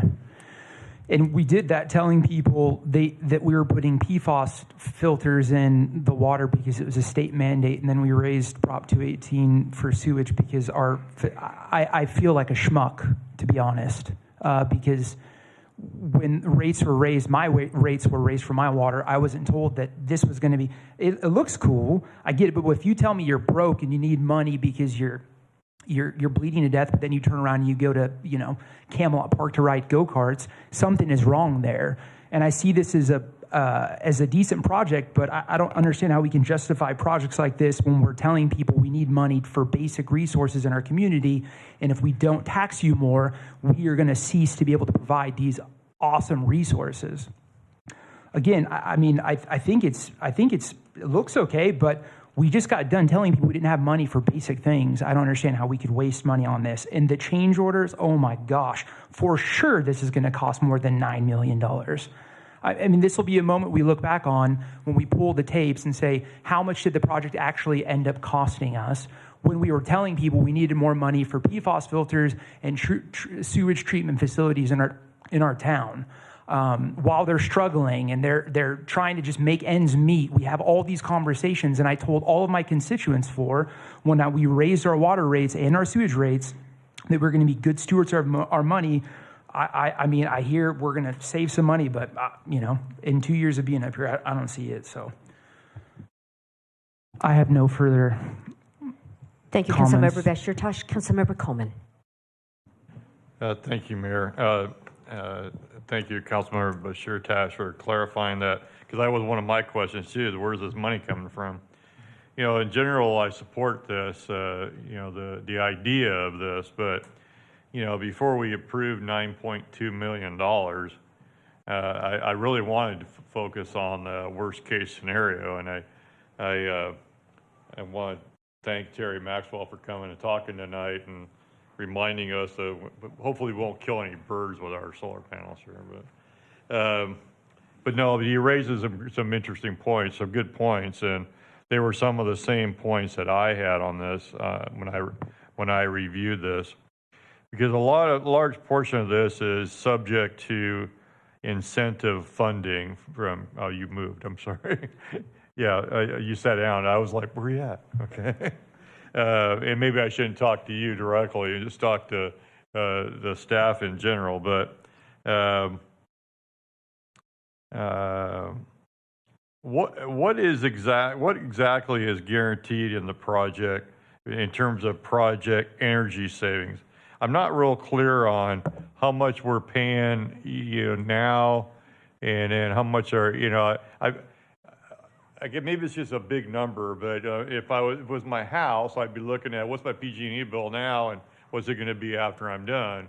And I really haven't seen that. What I heard him say was that we're going to get about a 40% reduction in our expenses. And although sizable, I'm a little concerned that, we'll answer that question first. Mr. Maldonado. Yeah. Go ahead. I believe I got your question, Councilmember. For this specific site, I talk more dollars. For the amount of infrastructure located at this facility, the electrical costs are on average $700,000 to $800,000 annually that we're paying just to operate this facility, and that's current actual numbers. And so when you're looking at the annual maintenance or the utility savings, we're anticipating saving about $400,000 that will then be able to be allocated to other expenses in the enterprise fund. So there's some grants, and there's the contract is a little vague on this issue because it talks about Willdan will try to get certain other grants and those kind of things on our behalf, but there's really no guarantee of any of that. Is that correct? That's correct. That's why we provided you the best and worst case scenario. The worst case scenario factors in what has already been secured. That will be an incentive that will be able to be applied to this project. That best case is really the additional money for the solar PV. If we build, construct, and energize by the end of next year, that money will then be able to come back to the enterprise fund. And so that's really the only major dollar that's still pending. The other worst case scenario has already been secured. So is that a build it and hope they'll pay you thing? The construction schedule that we've been provided will be able to meet that deadline. So, okay. So what is the real maximum cost for this? Because we started at $9.2 million, but, you know, as Councilmember Bashir-Tash pointed out, and so did Mr. Maxwell, we always seem to have change orders. And then there's some other considerations, you know, soil conditions, you know, equipment shortages, those kind of things. So has there been any speculation of what the true maximum cost might be on this? Yes, council member. So with this worst case scenario, in this turnkey project cost, there's also a contingency that we estimated to be in case there are soil conditions or anything else that comes up. So that's factored in into the 9.2 million. So in the event that there isn't, it would be less, but we are factoring some additional dollars for those contingencies should they arise. Of the $9.2 million, how much of that's contingency? $666,000. And then I'm not clear, it wasn't clear to me reading the contract that who's going to oversee this project? I mean, who's going to, what independent verification are we going to get that the construction is complete, all the construction management portion is done? Is there a third party that's going to be doing that? How much are we going to pay them? Willdan will be the one overseeing this project, and there are construction management duties that they will be providing to. But nobody overseeing Willdan. City engineering staff will be overseeing and working hand in hand. And then my last question is about the long-term cost. Well, that's not my last question. It's close to my last question, I swear.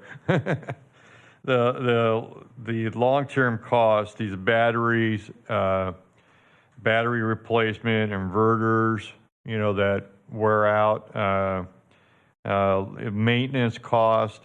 Has there been any estimation of what the total project costs are going to be? And the reason I ask you that is that if you go to worst case scenario and you have an 18-year payback on it, you're pretty much at the end of the life of these things. So you're going to have to replace them all at that point. So can you talk a little bit about that? About the long-term cost? I think I'll defer to Scott Schramm to assist me with this one. Thank you for the question, Councilman. So I did want to address one thing that hasn't been said yet. This is a GMAX contract, and so it is a not to exceed. There are not change orders per our design documents that we've provided the city, as well as all the specifications and anything else. So therein lies why we have $660,000 in contingency and allowances, because we have done nearly 9 to 10 months of design and pre-construction planning for this project, because we are guaranteeing that GMAX contract be delivered at that 9.2 or less. So I want to make that very clear. There won't be change orders on this project unless asked for by the city, which often does happen through a construction process. But if we missed anything in the design, it's our responsibility to cover that through the 4217 and ESCO delivery models. So I apologize. Saying all that, I forgot your question.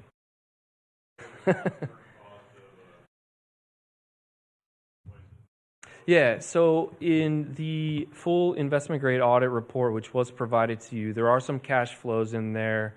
To the gentleman speaker earlier, we have taken into account the degradation of the panels over their life expectancy, which is typically 25 years. I mean, we see them get well beyond 30, but we utilize the 25-year life for those. The battery does have an extended warranty, and it will be warranted through year 20 and then every year thereafter. And that is all built into the cost of this contract as well. So as far as, and again, what was the second piece? I apologize to your question.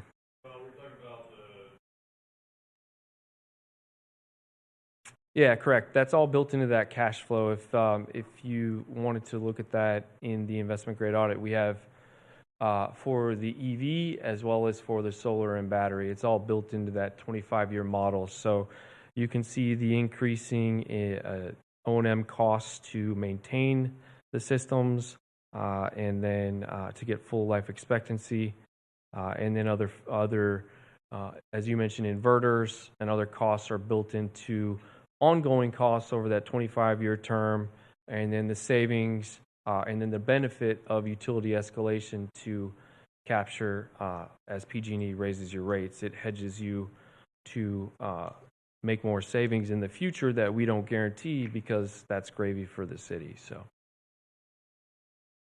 there is a table that outlines all that. Okay, thank you. I'm going to let other council members ask questions. I would like to make a motion at some point. Thank you, Councilmember Coleman. Councilmember Gonzalez. Thank you, Mayor. Thank you so much for the presentation, the questions. I just want to reiterate a point. I, too, am concerned about the ratepayers and making sure that we keep rates low, both water rates, sewer rates, all the other rates. And also, we have a responsibility, a fiduciary responsibility on behalf of our constituents and the taxpayers to do our due diligence and make sure that we're keeping costs low and making sure that we're making responsible investments and expenditures and not things that are just fun to look at or cool to have.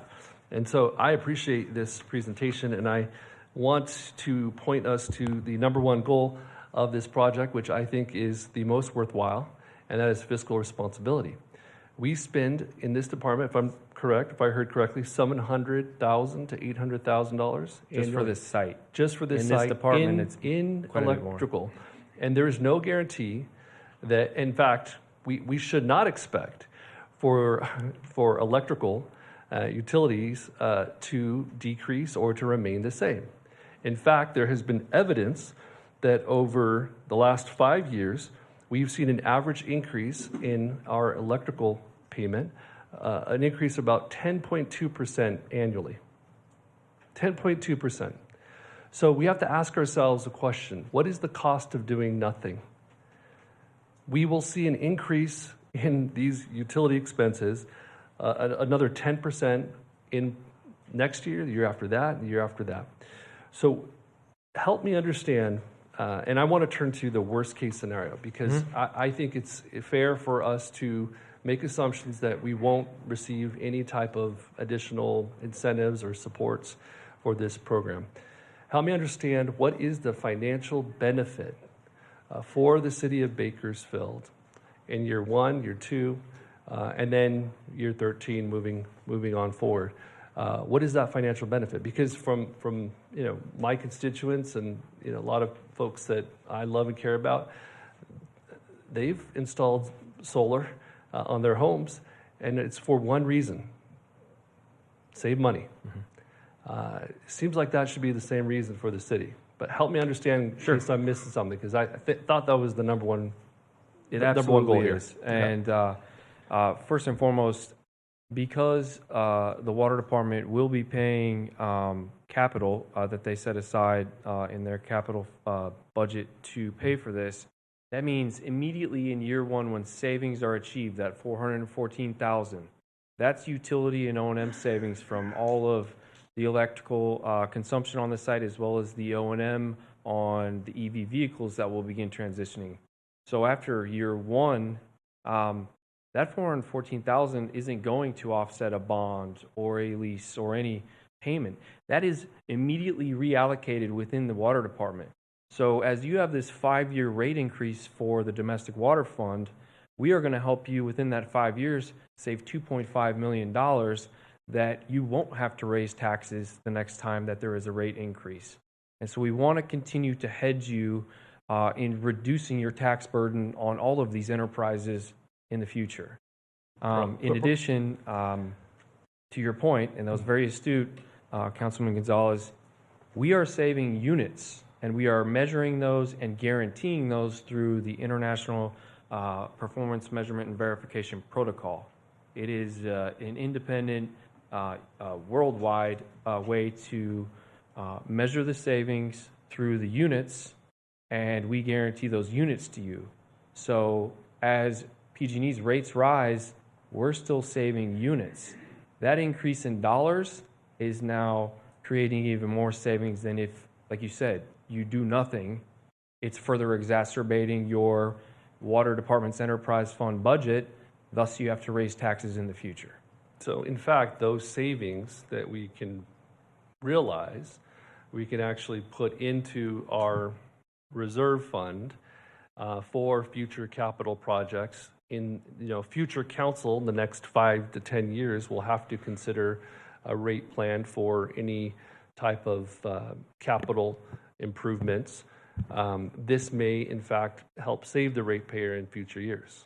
Absolutely. Yeah. Mr. Clegg, did you? I was just going to reiterate what it could go, to defraying operating costs. It could go to capital costs. But bottom line, the point that I would make is, I believe this is good stewardship of the rate increases that we approved to make sure we're saving our ratepayers' dollars. Okay, thank you. I'm going to make a motion that we approve this. Thank you, Councilmember Gonzalez. Councilmember Smith.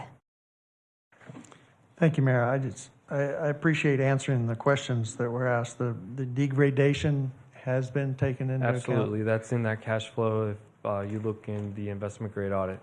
And the 9.2 million is GMAX, fixed. GMP. That's right. The only way that Not changes fixed. is if the city tells us to add scope. Right. And so $400,000 a year savings, again, can go directly to the customers or back in the reserve fund or whatever we want to do. Yeah, I don't know how we can not move forward. Doing nothing, rates begin to rise, and doing something helps save constituents. And I've made the referral at the water department that we look. I mean, this is just one facility. We have many wells that we could. Energy cost is a big cost for the water department, and we need to look at all of them, I think. So I'm definitely in favor of this motion. Thank you. Thank you, Councilmember Smith. Vice Mayor. Thank you, Mayor. Thank you for the presentation. I have a few questions as well, in addition to my council colleagues. Are we able to, actually, I have the PowerPoint here. You shared that there's a commercial fleet purchase. Is that particular to the water department itself? Relative to the EV Yeah, components of the the project. transition. So the scope of work included for the EV in this project is exclusively for the infrastructure. So there's really kind of two phases. The first phase is the city has been working with PG&E through their EV fleet program, which has requirements related to energizing a certain number of chargers between now and the end of 2029. The fleet department's been working on that for the better part of 5 years now. We stepped in and helped not only expedite that design and obtaining the incentives from PG&E, but kind of continuing to build out a master plan for the other locations, again, in compliance with the CARB Advanced Clean Fleet requirements, which again is challenging for all public entities, but having a plan has, I think, been pretty powerful for fleet to be able to begin to plan their vehicle purchases, which I think is what you were alluding to. The vehicle purchases are not part of this project. Thank you. We have helped fleet with identifying for different incentives and grants in the state. So. Thank you for clarifying that. And just for my own knowledge, since you're a subject matter expert, my understanding is that even in the worst case scenario, there's the federal ITC and EV incentives, and we have certain dollar amounts listed here. And Daniel, you had shared that there's some that we've already kind of locked in. There's some that are pending. My understanding is that with the federal bill, the one big beautiful bill, there are certain construction restriction dates. Like, does this project also fall under that? That there must have been in construction by July 4th of 2026. Was this project subjected to those same deadlines? It was. So to give you a little history on that, and am I the one that should do that? I'm glad to. So back in December 2025, there were certain requirements on foreign entities of concern to be able to safe harbor the battery for this project at that time. We have not just a design, but really a turnkey planning contract in place with the city. And so an amendment was brought to you that was approved to safe harbor the battery back in December 25. So we met the FEOC requirements and the safe harbor requirements for the battery. We brought, when we didn't think we'd be able to get to this public hearing in time, working with the CAO on our base contract with the city for construction and getting that approved, we weren't able to bring the entire project to you in a timely manner. And so, again, we approached with a safe harbor amendment for the solar PV. I understand that there was a little confusion around that, and that got pulled and not moved forward with. So our only option now is to be able to get full PTO by December 31st, 2027, to also obtain. Excuse me, Scott. Yes. Mayor Go, honorable council members, I apologize for the interruption. Matt Collum, Deputy City Attorney assigned to the Water Department. Just to kind of flesh out what Scott was saying here about the amendments, right? You're correct. Our work with Willdan has really gone on with two contracts, one which is currently in effect and the one that you are considering tonight. Now, that first contract, this is the one that goes to your point, Vice Mayor. That was contract agreement number 2025-164. Now, as Scott said, we entered into that contract in August 27, 2025, and that was where Willdan really began its industrial grade audit of city facilities, but the water department building in particular. And you're also right, Vice Mayor, that July 4th of that same year, before this contract was entered into, the One Big Beautiful Bill Act was signed into law, made a lot of changes to a lot of things, of course, these incentives.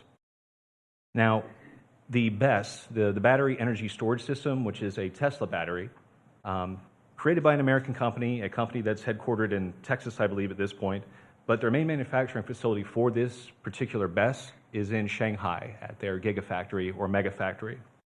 Not quite sure which one Elon's calling it these days. There were some concerns based on the One Big Beautiful Bill Act that having that battery produced in Shanghai would jeopardize our incentives, okay?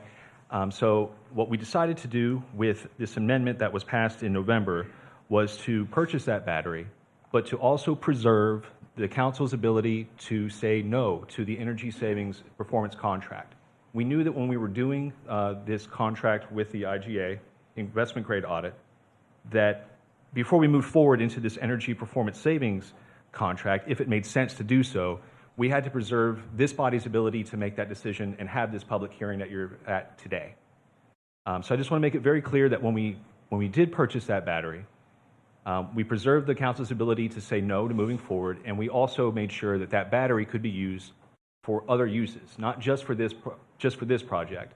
If the council decides that this is not something that you'd like to move forward on, that battery, to my understanding, can be used with other facilities, other solar arrays that the city has, or for another project yet to be created.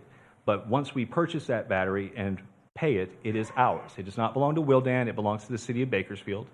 I just want to make it very clear that that battery did not force your hand.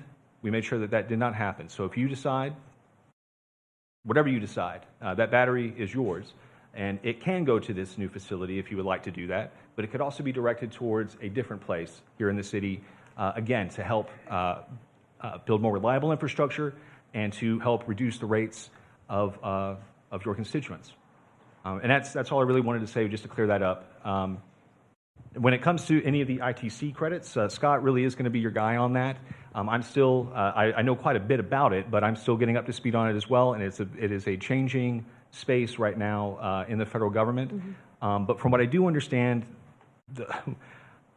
we have locked in significant savings here. And again, I don't, let me step back. As your attorney here, I don't want to advocate for this project. That's for others to do. Thank you. That's all. Thank you. To follow up, thank you so much for the clarifying information. That's incredibly helpful. Could I ask you a follow-up question, Scott? Yeah. So my concern really is, in order for us to get to a best-case scenario, we would need to know that we are eligible for those credits, correct? So my understanding is that Bill is very specific, and if the project is not in construction by July 4th, is that incorrect? That was the safe harbor path. Okay. The other path is to get permission to operate with PG&E and have it fully up and running by December 31st, 27.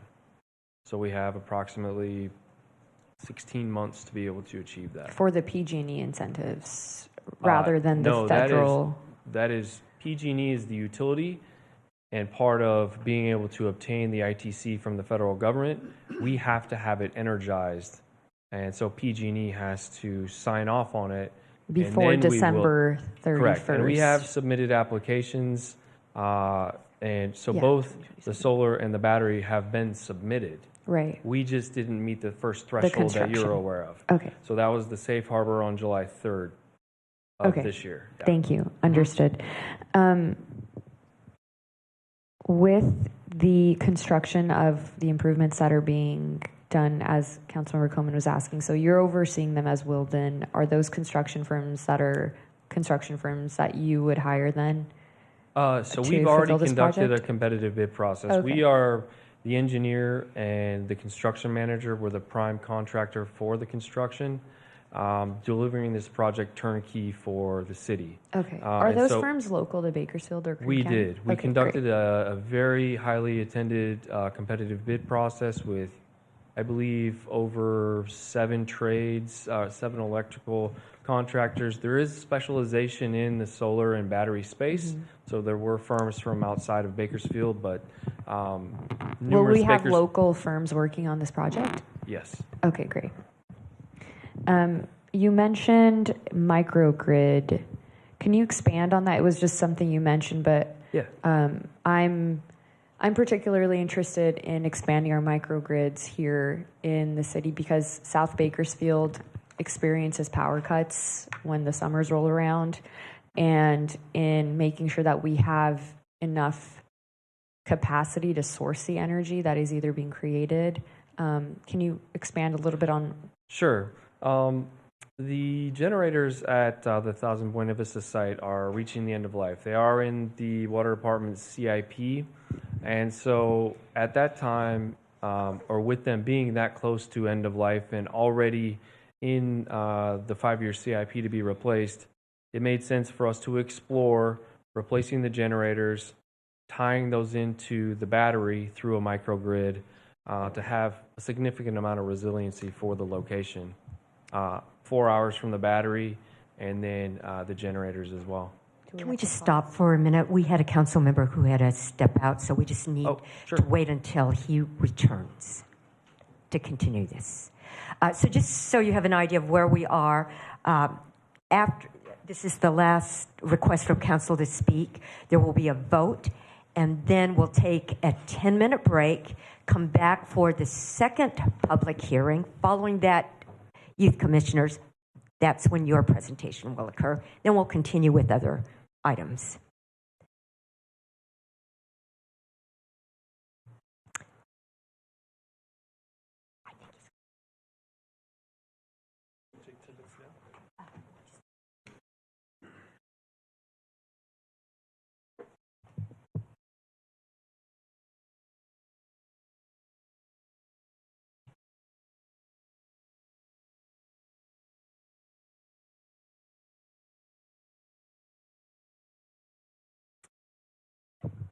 For the public, just so you know what's going on, for public hearings, all council members need to be able to hear the presentations. So we'll just wait until we get some answers.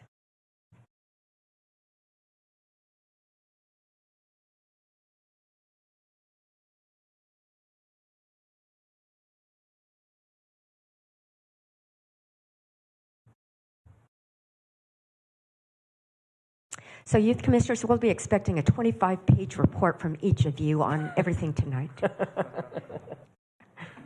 Thank you so much for your service thus far. Did that wake you up? And then come back for the vote. Okay. So at this point, Madam City Attorney, just want to make sure this is okay. If we take a 10-minute break right now and then come back for the vote? Yes. So let's do that right now, and then we'll come back for the vote. Thank you. Okay, reconvening at 7:57, and Vice Mayor has indicated that she has finished. I don't see any other requests to speak. So you have another, I don't know whether it's allowed. Councilmember Coleman. Thank you.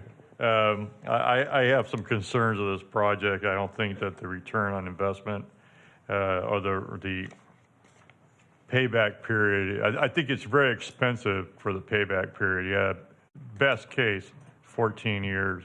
Worst case, 18 years on equipment that's at a 20-year lifespan. So I just think that we are spending way too much money on this. So I'm going to make a motion to not approve this item. I don't know how to say that any better than that. So yeah, that's it. So just so you all know, we have two motions on the floor, and the second motion goes first. So we'll be voting on Councilmember Coleman's motion not to approve the item. You have a motion. Please cast your votes. Yes means no.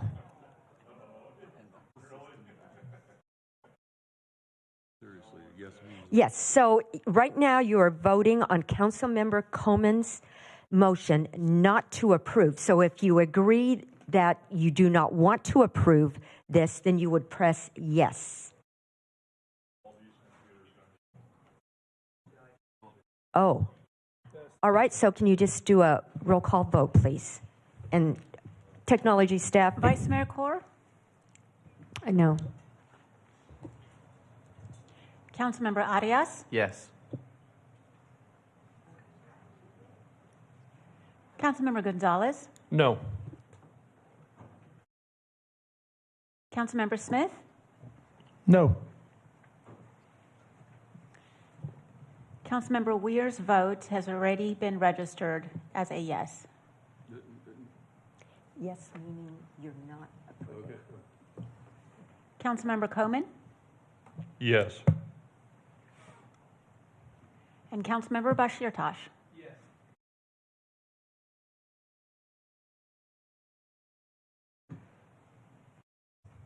Motion is approved with council members Kaur, Gonzalez, and Smith voting no. So, Commissioners, what that means is that a yes vote, what has passed, means it's not approving the recommendation. Thank you. And now, next item, please, Madam Clerk, would you please read the next public hearing item?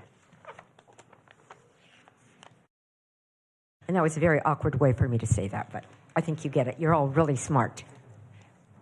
Public hearing item 8B, public appeal hearing of Planning Commission's approval of vesting tentative tract map number 7500 phased. McIntosh and Associates representing Franmar Company and Loyola Properties is proposing to subdivide 39.92 acres into 208 single-family residential lots, 1 subplot and 4 landscape lots in the R1 zone located at the northeast corner of Old River Road and McCutcheon Road. Consideration of a resolution adopting the mitigated negative declaration pursuant to the California Environmental Quality Act and approving vesting tract map number 7500. Lazo Drury LLP submitted an appeal to the Planning Commission's approval of the request in Ward 5.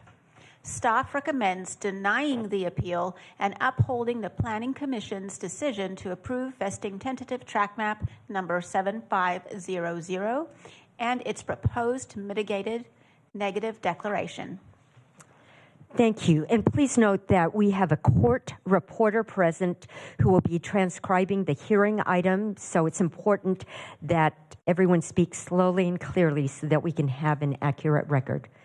Mayor Go, if I may also announce that a staff memorandum was provided regarding this item, transmitting the applicant's response and 1 additional letter from an area resident. Thank you, Mr. Clegg. Mayor and Council, I'll turn the time over to Phil Burns to provide a presentation. Mr. Burns. Honorable Mayor, council members, what we have in front of us today is a appeal hearing for tentative tract map 7500. This is located at the northeast corner of Old River and McCutcheon Road in Ward 5. The property is currently zoned R1 single-family dwelling. The current land use designation is low-density residential, which is consistent land use and zoning for the proposed project. And here is the map itself, which consists of 39.92 acres, 208 single-family residences. This was approved by Planning Commission with no speakers in favor or in opposition back on August 21st, 2025. Then appealed by Lazo Drury, which is representing SAFER, Supporters Alliance for Environmental Responsibility. Appeal hearings was scheduled for October 22nd, which was continued as staff's request to review additional correspondence submitted by the appellant regarding the project. Staff received and reviewed responses to the October letter. Staff also received the response to SAFER's July 28, 26 appeal letter today. City Council members may refer to the blue memo submitted to you guys today regarding the applicant's responses to those letters recently received. With that, it's staff's recommendation to consider the whole record and deny the appeal and uphold Planning Commission's decision to approve vesting tentative map 7500. Thank you, Mr. Burns. Anything further, Mr. Clegg? Thank you, Mayor. No. Thank you. So at this time, public hearing item 8B is open. Before we begin, Madam Clerk, how many speakers do we have who wish to speak either by phone or in person? Mayor Go, in opposition, we have 1 speaker by phone and no speakers in person. Thank you. So would you... Since this item involves an appeal, we'll first start with comments from the appellant, who will speak in opposition to staff's recommendation. The appellant, Safer, who is represented by attorney Victoria Yunt, is appearing over the phone, so we'll start with those on the phone first, Madam Clerk. Ms. Yunt, you have 10 minutes to speak. However, keep in mind that there may be others on the phone who wish to speak in opposition.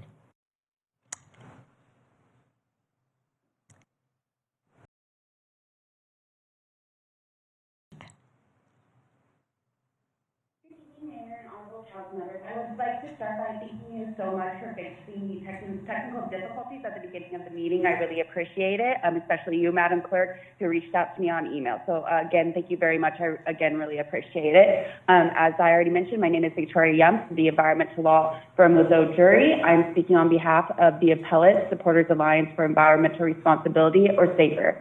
We submitted supplemental written comments to the council on July 28th. SAFER respectfully requests that the City Council approve the appeal and deny approval of the MND. Under CEQA, when there is substantial evidence that changed circumstances or new information may result in new or more severe environmental impacts than previously analyzed, subsequent environmental review is required. Because this project relies on a MND that is nearly 20 years old, the applicable standard is the fair argument standard. If there is substantial evidence supporting a fair argument that the project may result in a new significant impact, the city must prepare a subsequent M&D or an EIR. That standard is easily met here. First, the most significant change circumstance is the expiration of the Metropolitan Bakersfield Habitat Conservation Plan, or the Metropolitan Bakersfield HCP. The 2007 MND concluded that biological impacts would be less than significant because those impacts would be mitigated through the HCP. But the Habitat Conservation Plan expired in January 2023. There is no replacement conservation plan and no replacement permitting program. Therefore, the primary mitigation measure relied upon in the 2000 MND no longer exists. Our wildlife expert, Dr. Sean Smallwood, explains that without the Metropolitan Bakersfield HCP, the project may result in significant impacts to special status species, including habitat loss, wildlife movement impacts, road mortality, and cumulative impacts. Those impacts were never analyzed because the city assumed the HCP would mitigate them. The city also has not conducted updated biological surveys. Instead, it concludes there are no significant impacts without current evidence. That is not substantial evidence under CEQA. Dr. Smallwood also identified another major change in circumstance. Since 2007, more than 100 special status wildlife species have been identified near the project site, including 41 species that received protected status after the 2000 MND was adopted. Those species were never analyzed in the original environmental document. Their presence alone constitutes substantial evidence that new biological impacts may occur. Second, there have been substantial changes related to air quality and public health. The project itself has grown from 170 homes analyzed in 2007 to 208 homes today. More importantly, the surrounding community has changed dramatically. A high school and residential neighborhoods now sit immediately adjacent to the project site. Those sensitive receptors did not exist when the 2007 MND was prepared. Our air quality expert, Baseline Environmental Consulting, prepared a health risk analysis using EPA-approved modeling. That analysis found that diesel particulate matter generated during construction could expose nearby residents to an estimated cancer risk of approximately 164 in 1 million, which is more than 8 times the San Joaquin Valley Air District's significant threshold of 20 in 1 million. The city staff report contains no updated air quality modeling, no health risk assessment, and no analysis addressing these new sensitive receptors. Instead, it concludes there are no new impacts. That conclusion is unsupported by substantial evidence. Third, the project raises significant greenhouse gas issues that were never analyzed in 2007. The original MND essentially stated that greenhouse gas impacts could not be evaluated because there was no scientific consensus or regulatory framework at the time. That is no longer the issue or true. California has since adopted statewide carbon neutrality goals, AB 1279 and the 2022 CARB scoping plan. which provides clear guidance for evaluating residential development. Our expert found that this project conflicts with many of those state climate objectives. It is not transit supportive, does not provide affordable housing consistent with the scoping plan guidance, does not commit to all electric construction, and does not include the transportation features intended to reduce GHG emissions. These represent changed circumstances and new information that requires environmental review. Finally, the city continues to rely on environmental analysis prepared almost 20 years ago, despite extensive development throughout Bakersfield during that time. Urbanization has substantially increased cumulative impacts to wildlife, air quality, and public health. CEQA requires that those cumulative impacts be analyzed based on current conditions, not conditions that existed in 2007. At its core, this appeal is not about stopping development. It is about ensuring that the city complies with CEQA before approving this project.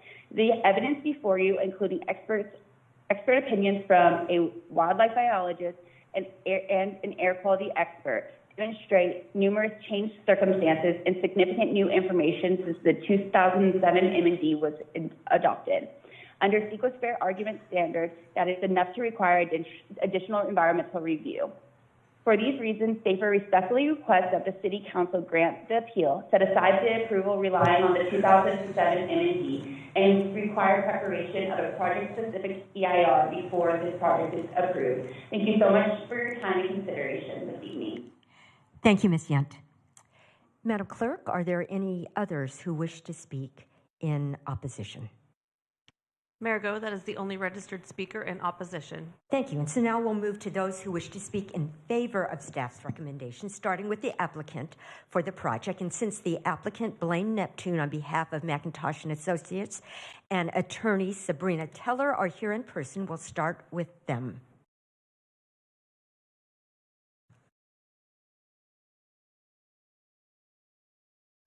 Welcome. Good evening, Honorable Mayor and City Council. My name is Blaine Neptune, and I'm with McIntosh and Associates, and I represent the applicant. This evening, I would just like to focus on the land use issue.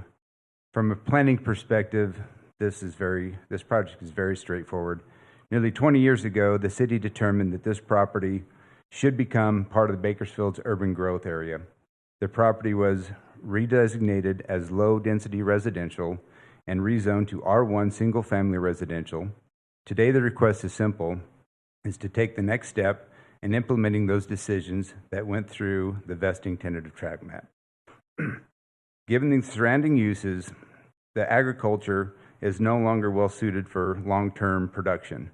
Farming adjacent to the home and schools creates an increased operational conflict, including dust, pesticides, application, noise, and equipment operations. Those kind of land uses conflict with the property adjacent to it. Tonight's decision is whether the residentially designated and residentially zoned property should be allowed and proceed with the subdivision necessary to build homes that have already been planned for. This council is not being asked to decide whether this property should become residential. That decision was made years ago. Tonight, we are simply asking to allow residentially designated and residentially zoned property to move forward exactly as the city's long-range plan envisioned. We respectfully request the city to deny the appeal and uphold the Planning Commission's approval. Thank you very much. Thank you, Mr. Blaine. Ms. Teller.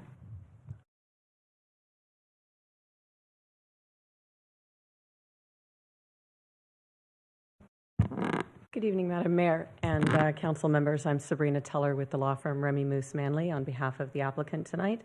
And I'm responding specifically to SAFER's legal points made regarding CEQA compliance. As explained by Mr. Neptune, I want to emphasize that this parcel has been designated for precisely this type and intensity of development for nearly 20 years. There are no new significant changes to the project or changes in surrounding circumstances that would result in new or more significant adverse environmental impacts. Now, you may already be familiar with the tactics of this particular appellant, but in case you're not, Their actions and arguments are very familiar to me as I represent applicants all over the state, because they do this all over the state. They delay much-needed housing production with last-minute, voluminous, and apparently technical arguments in an attempt to spook decision makers into requiring duplicative or unnecessary environmental review to gain tactical leverage over development, to extract financial settlements and other extractions. I want to clarify some points, though, in response to Mrs. Young's comments tonight. When you closely examine their arguments, as we've done in our response that we submitted this morning, it becomes apparent that what they've submitted is not actually substantial evidence as defined in CEQA. And CEQA defines that as facts, reasonable assumptions based on facts, and expert opinion supported by facts.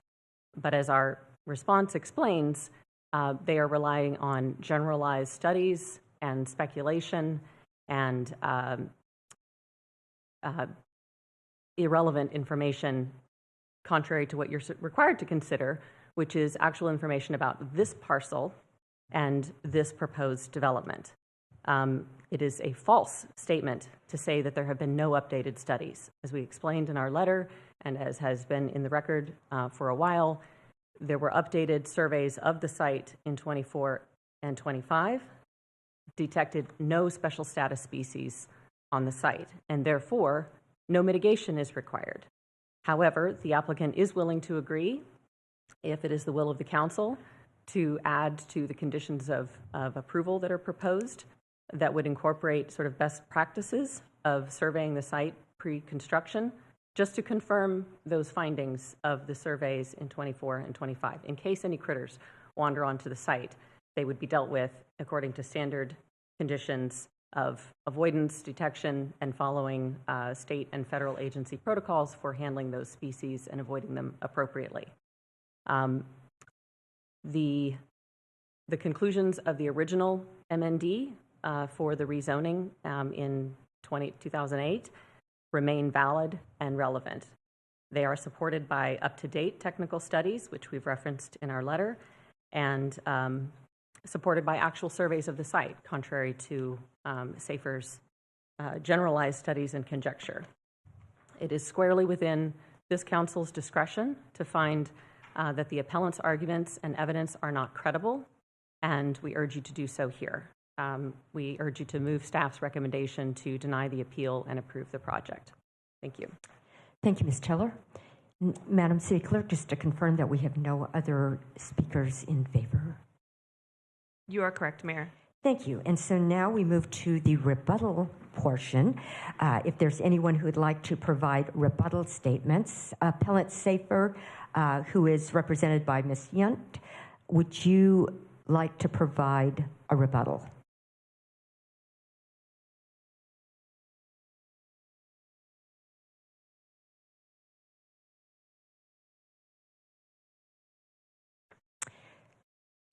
Seeing no response, we will now move on. So seeing none, I'll close the public hearing, return it to council for comment and action. Councilmember Bashir Tosh. I would like to make a motion denying the appeal and upholding the Planning Commission's decision to approve the vested of tentative track map number 7500 as it is proposed with the M&D, please. Thank you. Thank you, Councilmember. Councilmember Coleman. Thank you. So seeing no other requests to speak, you have a motion. Please cast your votes.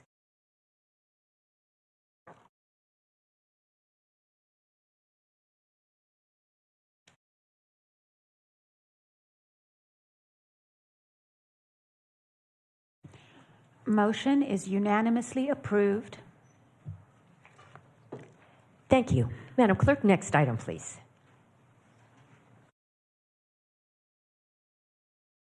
Reports item 9A, Bakersfield Youth Commission Annual Project. Thank you. Mr. Clegg. Thank you, Mayor and Council. Our local government management fellows will introduce this topic and introduce our commissioners. Thank you.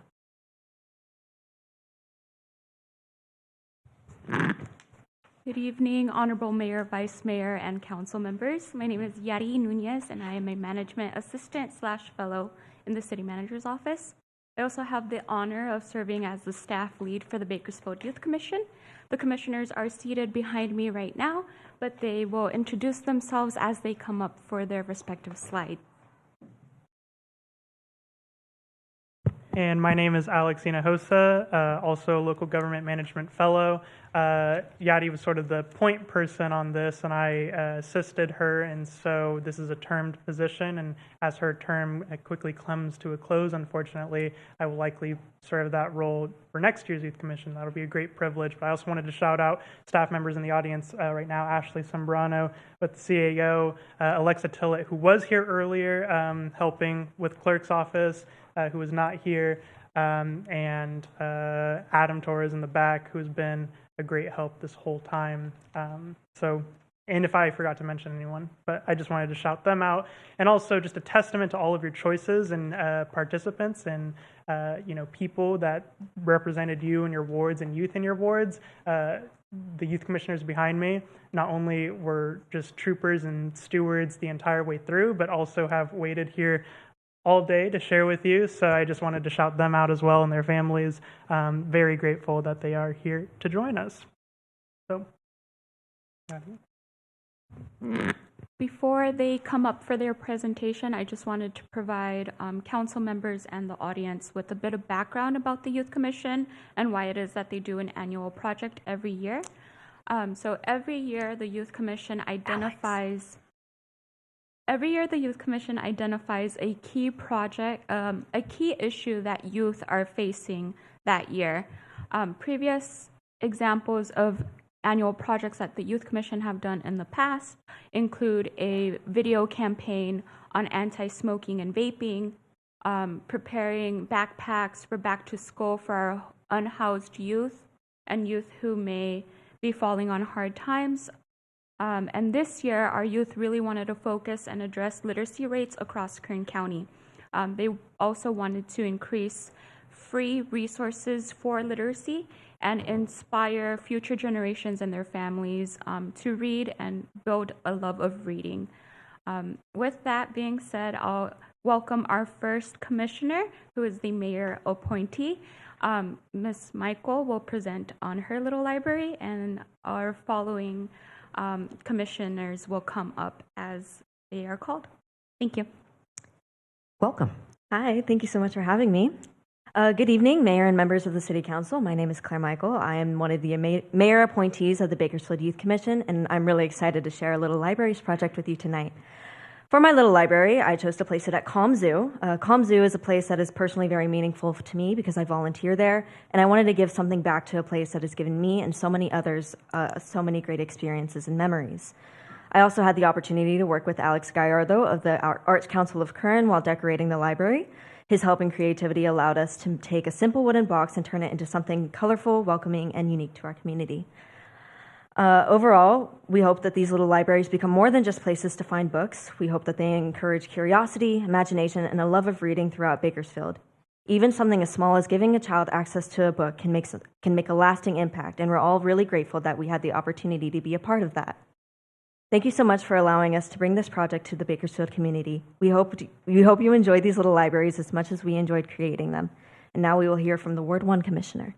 Thank you, Ms. Michael. Before we hear from Ward 1, Alex, would you rotate the library so the council can see the front also? This is an example of the shape of all of them, and so we'll just make sure that council can actually see this. You might go further that way. Okay, there, and then you can walk it that way. Hopefully it's not too heavy. Quite heavy. Is it really heavy? And now you can see on this side. The wooden box itself is heavy, and we've equipped it with books so the council can see what it might look like. Okay, but I'm also young and spry. Yes, you are. Thank you. Here's the front, this side. There. And then maybe come on this side so that this actually blocks the view. So come on this side so the council members. Oh, yes, show everything, all sides. He's young and spry. Very good, very good. Front side. For each council member to touch. Very nice. To provide some additional context, and so council understands how impressed we are with our commissioners, they received these boxes completely naked. They did not have any paint on them, just raw wood. The legs themselves as well were raw wood, and they were not attached to the library. So the commissioners really put it together to work and partner with different institutions, as you'll hear throughout their presentation, to develop a design and then help in the painting of it as well. They also worked to get the books donated, whether through the local libraries or at book drives in their local schools and organizations. Some commissioners donated books as well. So we're extremely proud of them and the work that they did for this project, and I'll stop talking there so you can hear directly from them on their work. Thank you. Ward 1. Hello there. My name is Imandeep Matharu. I'm the alternate commissioner for Ward 1, which is represented by Mr. Arias. And the main commissioner, Tanvi, she's not here today, but she also helped out in this as well. So my box we received a few months ago from the Youth Commission, and I took it upon myself to get it painted by my Stockdale High School art class, Mrs. Barr's class. So shout out to them. They put in a lot of hard work in finals week painting this, and they painted the California poppy on all 3 sides. So it's a good representation of our state and of our government in general, because the poppy is our state flower. And it was just recently given on Monday to Prosperity Elementary School in Ward 1, and they were very enthusiastic. They were elated to have it, and I feel that these book boxes are going to be really good for our community, because of we do have low literacy rates in Bakersfield, and this will definitely help out in bringing those up, and it'll make kids very happy, because a lot of the books that were donated are kids' novels and picture books and whatnot. So it will help out in our local community, hopefully. Thank you. Thank you, Commissioner. Ward 2. Sorry. Good evening, and thank you to everyone who has stayed this long. We really appreciate it. It's been a long day. My name is Mia Clifford, and I represent the Ward 2 on the Youth Commission. I just want to say thank you to Alex, Ashley, and Yadi for helping us throughout the entire year. It means a lot. And a special thanks to BHS alumni Lily Nolan for painting this box for me. She did an incredible job, and I am so thankful. My library is located at Honey I'm Home, which is off of Auburn Street. This restaurant is close to multiple schools, and that's kind of why I picked it, because, it's a good spot for everyone to go and read a book. I am so excited to see the impact that these little libraries have on our community and the youth of Bakersfield. So thank you, and you'll hear from Ward 3 next. Thank you, Commissioner Clifford. And now we have Ward 3.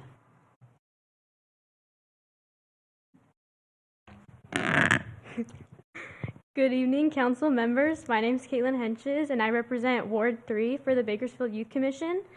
So for our little library box, it was imperative that the location would be safe, visible, and easily accessible. So after some research, we landed on the MLK Community Center. We chose this center because it serves as an important gathering place for families, youth, and community members. And since so many people visit this park and community center for recreation, events, and programs, especially since they have a pool and it's super, super hot in Bakersfield during the summer, we thought it was the perfect place to provide free access to books. So we instilled the help of the AP Art students at Stockdale High School. Shout out Miss Barr's class again. And although the pictures aren't on the screen, I'd be happy to show you after. They're just California poppies, which obviously represent our state. And after the box was completed, we contacted staff at the MLK Center to solidify the placement. We both worked very hard to instill the library, fill it with books, and make sure it would be welcoming for community members. And it was so exciting to see it finally done and see our work come into fruition. And this project taught me the importance of planning, working with community partners, and seeing how even a small project can make such a difference with literacy levels in Bakersfield. And I hope it encourages more people to do more projects like this in the community. Even if you're not on the Youth Commission, you can just take it upon yourself. So I'd like to thank the Youth Commission, city staff, the Stockdale AP Art students, and everyone who supported this project. Thank you. Thank you, Commissioner Henches. And now, Ward 4.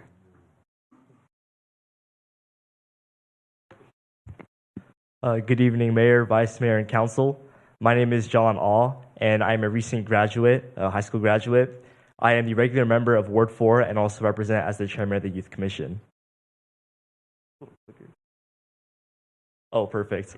So yeah, as my other commissioners and staff have already stated, the purpose of this year's project was to address very low literacy levels in Bakersfield.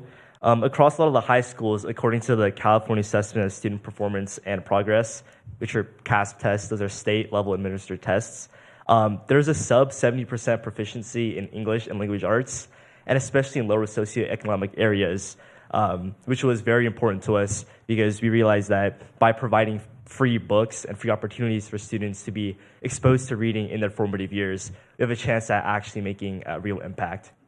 So where I decided to put my library was at Kids First Dentistry, which is located off of,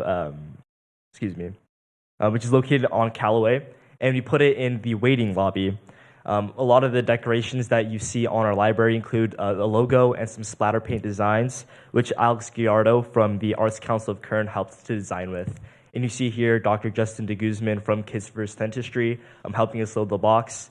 He was very enthusiastic about having one of these boxes in, one of these government-affiliated boxes in his waiting lobby. So we're really excited to see how kids will interact with it going forward. This dentistry is really important to me too, because that's where I went as a kid. So it's kind of cool being able to give back. Now, as a final note, I am graduating high school this year, so I will no longer be part of the Youth Commission. So I just wanted to take some time to reflect on the scope of the Youth Commission and potential going forward. One of our goals from the beginning of this year, and this is something that I addressed in my application for the Youth Commission as well, was to increase efficiency in how we use our budget and overall increase the amount of energy that we bring to the Youth Commission. And if you look at previous projects, you'll notice that a lot of our budget allocation and utilization this year was far more efficient, and the scope of our project was a lot larger than it has been in previous years as well. So I just want to take that as a note that the impact of the Youth Commission is increasing, as you'll see even a student from earlier asked in a moment of speech here about the Youth Commission and his potential allocation to the board.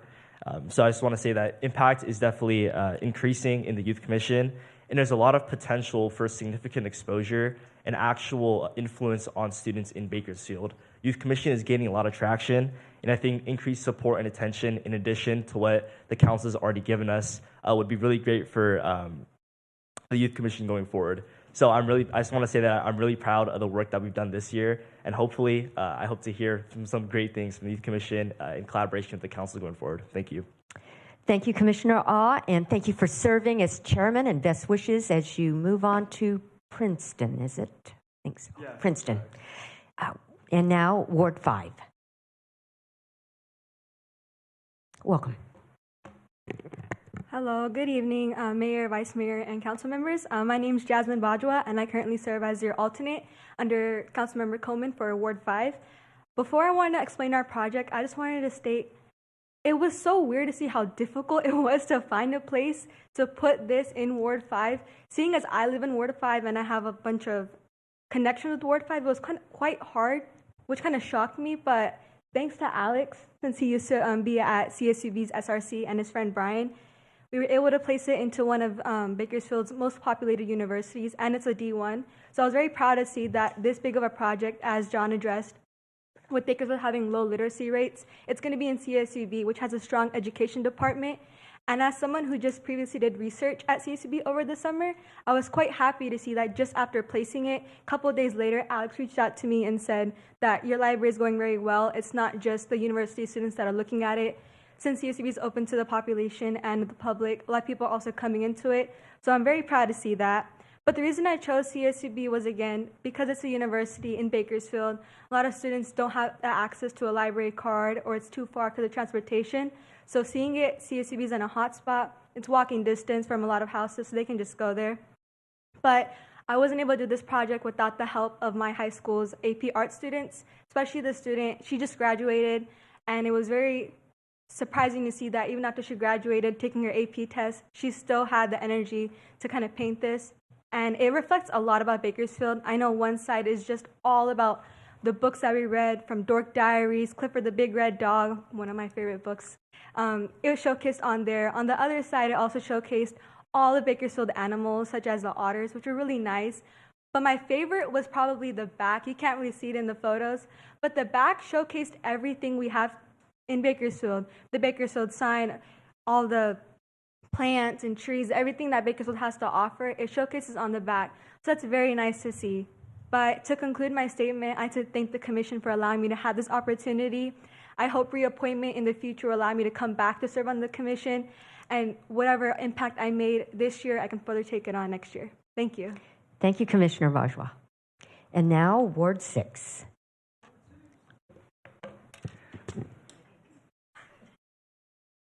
Sorry. Good evening, Mayor and council members. My name is Nathan Catalan. I am the Youth Commissioner, regular member for Ward 6.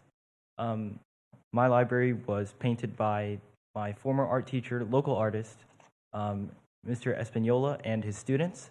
They worked on it. And on the left side, left and right side, there are book characters. On the back side, there's a floral design. And on the legs, there are these vines that wrap around. Unfortunately, my pictures did not go through, so there aren't really any to offer.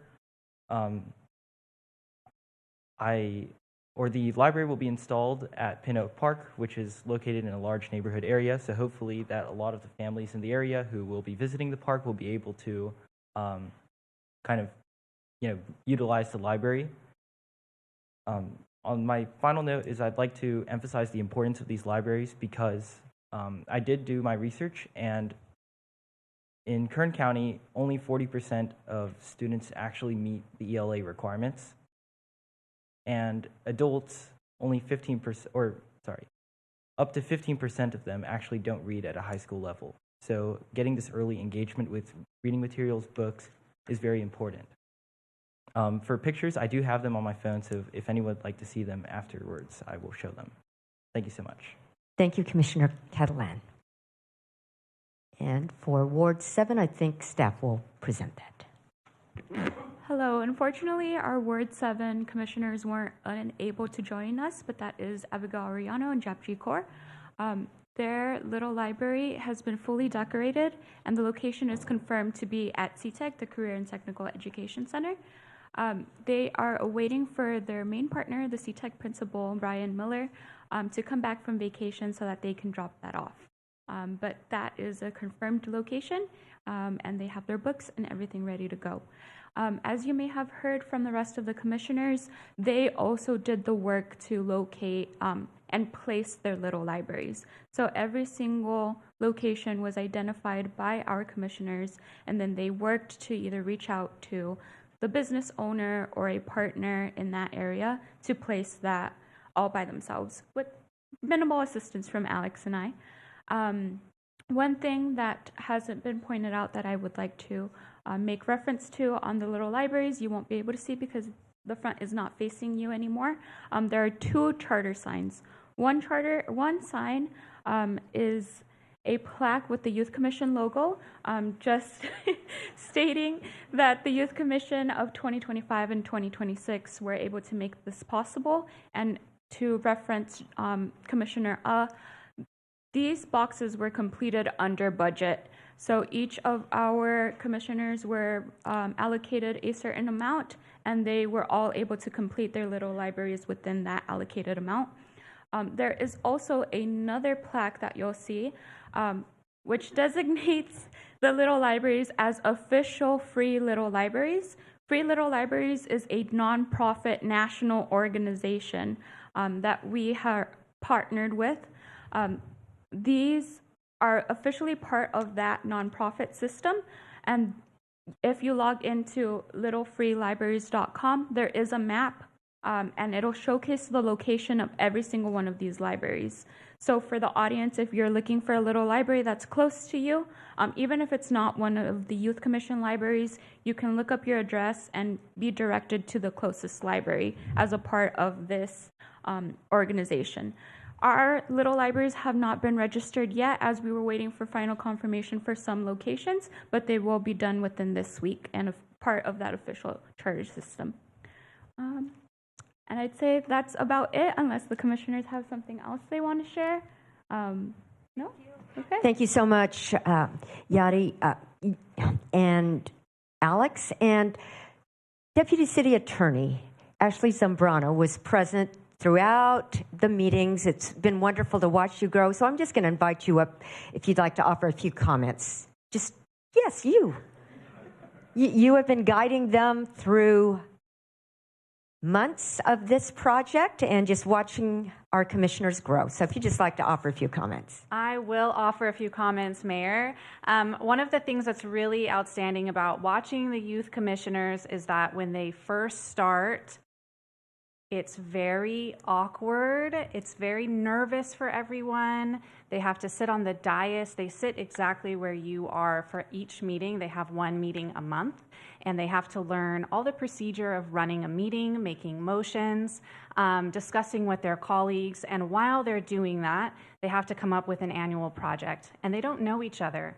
And so it's really quite impressive that they can learn how to be part of local government and have a voice and collaborate, reach a decision, and then more importantly, take action when they're not on the dais to actually implement it. And so that was what was really outstanding about this particular group of youth, is that they really figured it out quickly. They came up with big ideas. They weren't afraid of implementing a big idea, and it took a lot of their own time after the fact to do that. So they were outstanding, and it's a great process for them to learn a little bit about local government. Thank you, Ms. Zambrano. And to all of you commissioners, thank you so much for your investment in all of this and just your hard work. To those of you who are going on to college, we just wish you all the best. And for the rest of you, we hope you'll return. And I think maybe all of you have resubmitted applications. So we really appreciate it. Council members, any comments? Vice Mayor. I want to congratulate each and every one of you for fulfilling this project. Spending a whole year on one specific project that is, you are literally leaving a piece of your work in your community, the community you live in, the community that you are representing. And over the course of the 4 years that I've been on the City Council, I've seen the Youth Commission change every single year in terms of what they were working on, what they were advocating for, and you all are the first group that I've seen that's bringing a project forward and leaving a legacy of your own behind. And it's just the beginning, so I hope that you all replace us someday as City Council members as well. So please come back to the communities after studying all of the amazing things that you will study. Return to your hometown, because we'll really need your heart for civic engagement and your heart for generosity. So congratulations on your projects. Thank you. Councilmember Coleman. Thank you, Mayor. I wanted to thank all the students that are participating in this program. I thought we were going to have them balance the budget, though. No. All right. Maybe next year. Okay. But thank you very much. This is a great project. I really like. A friend of mine had one of those he built in front of his house about 10 years ago, and I thought he was crazy. He may be, but they've really taken off, and I think they're very, very popular. And it was very good to see you guys individualize them or make them your own. So thank you very much, and I wish you all really well. Thank you. Thank you, Councilmember. Anyone else? Councilmember Arias. Just want to say thank you to Alex and Yadi for helping steer our youth commission and just making it a fun experience on top of your many other duties that I know you all carry for the city of Bakersfield. So just thank you for your service. Thank you to the youth commission. Thank you, Ashley, for supporting them. Well, thank you all, and really appreciate the teamwork, the entire team, and all the best. We're going to go on to another item, so you're welcome to stay, or if this would be the appropriate time for you to leave, You're welcome to do that. And now we need a receive and file, please. Motion to receive and file. You have a motion, please cast your votes. And we are going to applaud them. Thank you so much. And if we didn't get a picture of them earlier, staff, can you get a picture of the group as maybe even up here before you leave? Yeah, with the box. With the box. So would you like a picture here? Yes, just right here is fine. Well, let's just take that. They've worked so hard. I think we should definitely do that. You could put them in the middle, and then we could Yeah. also be in if you want to take it from a couple Well, just rows. stand like this and just keep smiling. Okay, get on either side. Is there a good, hopefully there's a staff photographer here. Do we have anyone who? We have a dad photographer, a couple of dads. So someone send it to us. Oh, sorry. Okay, we have Adam. Adam to the rescue. All right, so you are now going to only look at Adam. Even if your mom and dad are waving, this would be the time to look at Adam. Mayor Go, motion was unanimously approved. Yes.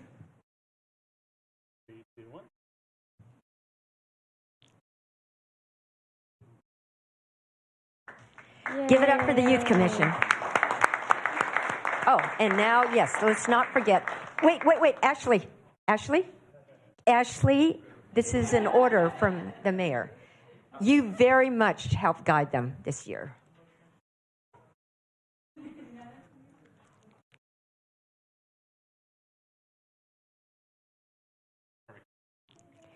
Thank you all.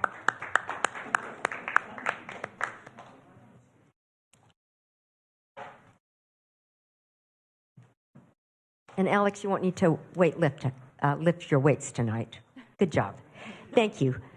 We'll give our youth a chance to leave, and then, Madam Clerk, if you could just move on to the next item, please. Deferred business item 10A. Consider appeal and planning commissioner's approval of director review number 25-002 and modification number 25-0007 and its notice of exemption from California Environmental Quality Act. Scout Services requested a director's review and approval to installation of a lattice tower to accommodate the city's public safety radio system and related installation of new equipment, shelter, and generator equipment, and zone modification number 25-0007 to permit a tower height of 150 feet and located within 300 feet of residentially zoned property located at 1000 Buena Vista Road. Bo Koenig submitted an appeal to the Planning Commission's approval. The public appeal hearing was heard by the City Council on June 24, 2026. City Council to act today, Ward 5. Staff recommends the City Council deny the appeal, uphold the Planning Commission's approval of Director's Review and approval number 25-0002 and zone modification number 25-0007 and adopt the notice of exemption. Thank you. Please note that we have a court reporter present for this item also, and so we just ask that you speak slowly and clearly so that we can have an accurate record. Mr. Clegg. Mayor Go, if I may interrupt Sure. just one moment. I did want to announce that a staff memorandum was provided regarding this item, transmitting additional correspondence. Thank you. Mr. Clegg. Mayor and Council, just again, as a reminder, the public hearing for this item was conducted on June 24th. Now, as a deferred business item, it's back to address the motion and questions that were requested by Councilmember Coleman, and so I'll invite Katie Reed to come and provide a brief presentation that speaks to the comments from that specific motion. Welcome. Well, good evening, Mayor, members of the council. I have to first say that whole little library thing, I'm a lover of stories. English major with a specialization in children's literature. So that whole thing just spoke to my heart. So again, Katie Reed, Assistant Director of Technology Services, and tonight I will address Council's questions regarding the proposed tower at the Water Department. I just want to provide a really quick summary. This proposed tower is one of 6 sites that will make up the new public safety radio system that will be replacing our aging and unsupported communication system currently in place. And if allowed to go as designed, we're slated to go live at the end of calendar year 2027. At the close of public appeal hearing on June 24th, Council posed 3 main questions to staff. First was whether or not the park at Riverwalk was a viable alternative to the Water Department. You asked for renderings of what the new tower would look like compared to the existing tower at the site. Oh, sorry. Thank you. A little bit of nerves here. That's okay. We all get nervous. Go ahead. Yeah. And then finally, did staff consider other sites before choosing this location? We've developed pros and cons for each of the 2 potential locations, with an understanding that the exact location at the park at Riverwalk is currently unknown, since it will require the city to conduct an initial study to determine suitability. Now, aside from being a city-owned property, there is an argument for this location, and that is that depending on where we place the tower within the park, it may be farther from homes and schools than the current proposed location. However, as you can tell from the side, there are also many arguments against choosing this location. A lot goes into identifying a new site for a radio tower, including several technical and environmental studies, a CEQA review, and potentially an EIR in this case. Also, depending on the proximity to the Kern River, additional state or federal permits may also be necessary. We're also limited on where we could place this in the park due to some restrictions on the parkland regarding the deeds. Also, given the public location of the park, extra security measures will need to be put in place, including fencing the area off and adding surveillance cameras to monitor activity in the area. And finally, the tower will affect the view shed, impacting visitors to the park and the multi-use trail. Now, the requirements for the additional engineering reviews and potential EIR will delay the beneficial use of the critical public safety infrastructure for a minimum of 1 to 2 years, and additional unfunded costs are anywhere from $500,000 to $1.5 million in taxpayer dollars. Meanwhile, as I said, our obsolete communication system will continue to degrade, and we have no support and no available equipment should it fail. Comparatively, at the Water Department, the work is already engineered and funded.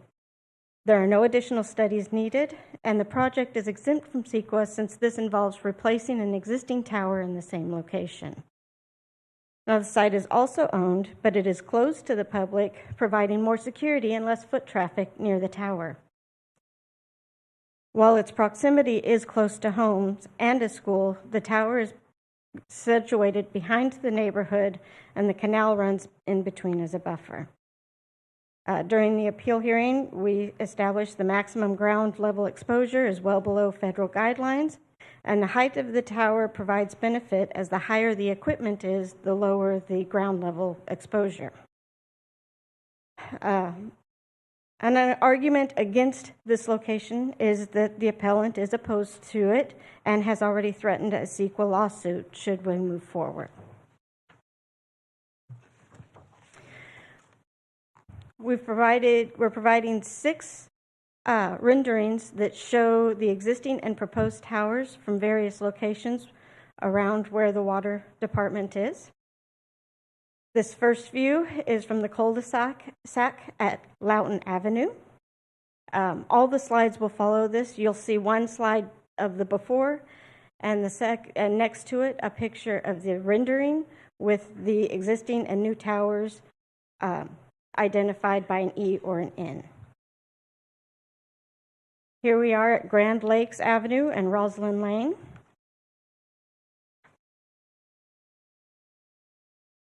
This is at the end of Roslyn Lane as it turns into Brightwater Way. This is from River Run Boulevard. Those are those commercial office areas looking out towards the water department. This is at Roslyn Way and Mersham Hill Drive. Those solar panels there are the parking lot for the Ronald Reagan Elementary School. And finally, the view from Carpenter Court. Again, we did try to capture multiple angles to provide a clear picture of the visual changes to the neighborhood. We also have the scale drawings. The drawing in black, that is the existing 80-foot tower, and in blue is the proposed tower. And finally, the question was on site selection. Site selection for the radio project, including the location at the water department, has been based on existing tower sites. Our aim has always been to reuse existing sites as the most timely and cost-effective way to approach this project. As mentioned previously in the pros and cons slides, selecting a new, undeveloped site can be costly, particularly if we had to purchase the site before doing the necessary studies. As such, we did not assess any other locations beyond looking at our current existing tower sites and choosing from those. And with that, I thank you for your time this evening, and I am happy to answer any additional questions you may have. Thank you, Ms. Reed. Mr. Clegg, how does the tower between my office and BPD compare in size to the proposed tower? Mayor and Council, as you exit City Hall South and look towards the PD headquarters, that tower is 180 feet, which is about 30 feet taller than the proposed tower. Thank you. Do you have any additional comments before we go to Council? Just one comment, Mayor and Council, to reflect. As we noted the assessment of different locations and sites, unfortunately, I would acknowledge to your council, as we have from the beginning, that we recognize and understand that there is an aesthetic challenge for those that are close to this tower site. But I think it's important to reinforce that to meet our requirements within the zone that this tower needs to be, there is no site that is better suited from an impact to those that may be close to that tower, no matter where we put the tower, to be able to service the area that it's needed to be serviced. It will be visible to someone in our community. And we tried to find the location that both, based on the advantages discussed by staff, but also that had the least impact to the least amount of individuals. But we acknowledge and recognize that as a trade-off for the public safety needs that we have, there is that aesthetic challenge. But outside of that, for all the other reasons of pros and cons, staff continues to recommend that this is the best site that we can achieve to meet the goals of our radio system. Thank you, Mr. Clegg. Councilmember Coleman, this is in your ward. Would you like to go first? I know Councilmember Bashir Tosh also wishes to make comment. I need to say I was not at the public hearing initially, but I did review the information. Thank you, Councilmember Smith. Thank you, Mayor. So let's talk about how tall this tower is, because I've been told all along it's 135 feet, and then the appellant says 175 feet, and then I'm looking at this. I can't see the little diagram, but when you showed it on your PowerPoint presentation, it looks like 170 feet to me. That's a significantly big difference. Can you talk about that? Can you put that photograph back up, the last one? I don't know if it's the last one. It's the last, yeah, it's the last picture you have. That one there. Oh, no. Oops. Sorry. It's the one with the two towers. Yeah, with the two towers. Can I ask a quick question? What is the file name for that presentation in our packet? The hard copy or the electronic copy? In the attachments, I was just wondering which, that PowerPoint presentation. It is not in the packet. It's not in there. Yeah, go one more, go two Sorry, more. back to The Councilmember sketch Coleman. that shows both towers together. Yeah. You want me to go from here? There. That one there. The So- tower itself is 150 feet. The antenna stands from the top of the tower. The antenna itself is just, I have someone here. Gary? Gary is the project manager on on the civil for this project. I'm going to have him discuss the tower since he is the subject matter expert. Yes, as Gary Durbin, Motorola. As Katie pointed out, the structure itself is 150 feet, the steel structure lattice tower. The receive antennas at the very top will extend that approximately 170 feet. All right, that's a little different than what I was thinking in our last discussions. I thought we were talking about a tower that was like, I thought it was like 135 feet. Every time I ask, I think the number changes or I don't remember it, right? So this is a lot taller tower than I originally anticipated. And I'm still a little concerned about this whole tower, and I'm concerned about the comments that were raised by the appellant regarding this radio tower. I truly support the city's critical need for the radio and all that, but I think we have an obligation to ensure this tower is located where it will have the least impact on the community. And so I'm going to make a motion to uphold the appeal and deny staff recommendation to approve I'm going to say this again. I'm going to make a recommendation to make a motion to uphold the appeal and deny staff recommendation to approve director's review number 25-0002. Thank you, Councilmember Coleman. Councilmember Bashir Tosh. I think a few weeks ago, I was told that the tower is being built on the site of the existing tower now, or there will be a temporary. I mean, is the new tower going to be actually built closer to the residents in that picture? Is it being built on the existing site, or is it being moved closer to the residences? It's actually being moved, it'll be moved closer to the residents. It's moved towards the back of the water property. We cannot put it where the existing tower is because we cannot take that existing tower down until the new tower is live.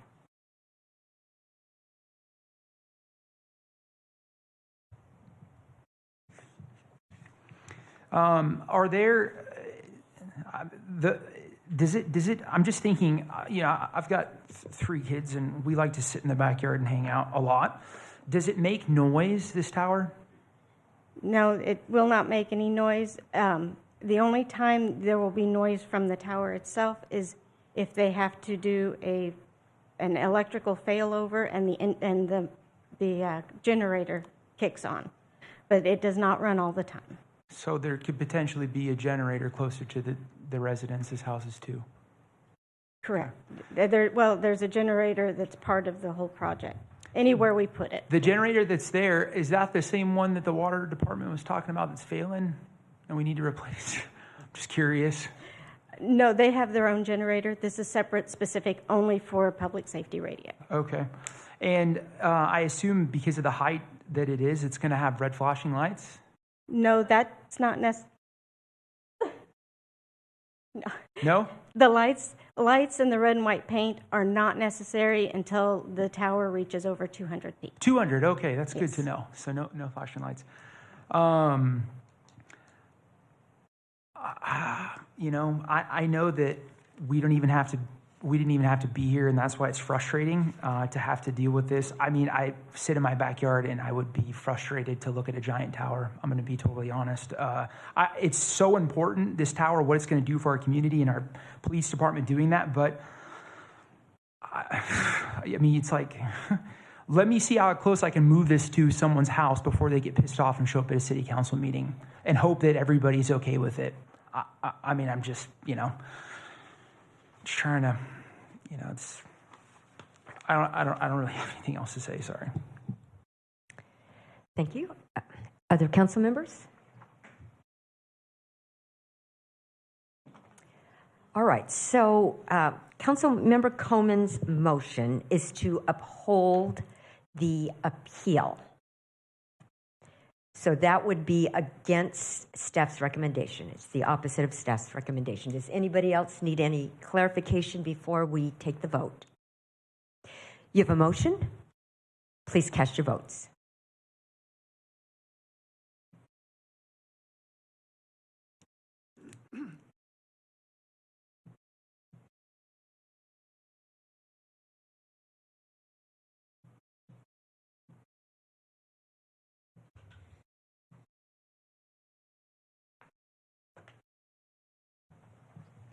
Motion is approved with Council Members Arias and Gonzalez voting no. Thank you. And now, Madam Clerk, next item, please. New business item 11A, resolution adopting a traffic safety policy for the construction and improvement of city streets. Mr. Clegg. Mayor and Council, Zach Meyer, Public Works Director, will provide this presentation. Mr. Meyer. Good evening, Honorable Mayor, City Council members. Again, Zach Meyer, Public Works Director for the City of Bakersfield. This item before you is a traffic safety resolution that is being brought to you by the Public Works Department. So before we get into the meat of the resolution, I'd first like to provide some background about some previous council action and other items that have taken place over the last few years. So July 22nd, 2023, City Council adopted resolution number 108-123 to update the city's complete street policy. Shortly after that, on November 29th that same year, the council adopted ordinances establishing the policy for a complete street design. More recently, July 15th, 2026, City Council incorporated the Urban Streets Design Guide into City Ordinance. That is a NACDO document that focuses on traffic safety and multimodal infrastructure. And throughout this time, at least over the last 2 years, Council did develop an ad hoc multimodal subcommittee that is now a permanent committee that we've been doing every other month. And the purpose of that committee was to look at a number of issues related to multimodal transportation, related to streetlights, traffic calming devices, cross-section design for complete street projects, and other various topics. So what does this traffic safety resolution do? So first thing, prioritizes the Urban Street Design Guide when the city is rehabilitating and developing city roadways. It establishes preferred methods for future public works road projects and focuses on long-term safety, efficiency, and accessibility for all roadway users. In the picture, you could see one of our more recent rehab projects where we resurfaced the road, but as we put the striping back, you'll see a bike lane and high visibility paint to improve the safety for that cyclist. So some of the traffic safety priorities that do come from the Urban Street Design Guide is it does promote narrower travel lanes. The document does prefer narrow lanes, typically 10 to 11 feet. It doesn't really encourage lane widths 12 feet or higher. Does encourage to look at lane reductions to promote traffic safety for all roadway users, as well as buffered bike lanes. So we have been seeing more and more buffered bike lanes that we've been incorporating around the city, again, to provide that safer distance between motorized vehicles and cyclists. And then it also does incorporate some infrastructure features that try to target speed reduction. And by doing so, changing some of the geometry of the roadway to reduce travel speeds. So I'll get into some examples. So this is a cross section that would come out of something that would be a result of prioritizing the urban streets design guide, where we see a cross section where we do have the bike lanes, the buffers. Parking lanes are sometimes used to provide greater distance. We did this on a demonstration project at Niles and Monterey. But again, having the lane widths between 10 and 11, and again, trying to improve safety for all users. So some of the reduction tools that I alluded to earlier a couple slides ago was what are some of these features that could be used to try to target reduction in speed. First one I have on the left are speed humps. Again, we've been incorporating more and more speed humps in the city. There's a way for city residents to request speed humps. Our traffic team reviews, does it meet the minimum qualifications for a speed hump, and then we try to implement it with our street staff. Medians can also be used to deflect traffic and also enhance pedestrian safety. We do have more medians throughout the city where it provides a landing zone for the pedestrian. Ultimately, what that does is it provides less conflict area for the pedestrian walking directly in front of traffic. Similarly, the last one on the right, bulb outs or curb extensions, where we pull out the corners of the intersections. It does create some pinch points for thoroughfare traffic to maybe reduce speed in that direction, but one of the primary features is you're creating a shorter distance for that pedestrian to get from one side of the road to the other. For feasibility and design limitations, preferred methods apply where feasible. Certain existing roadway conditions may require alternative designs. So in older parts of town, we do have some geometry constraints.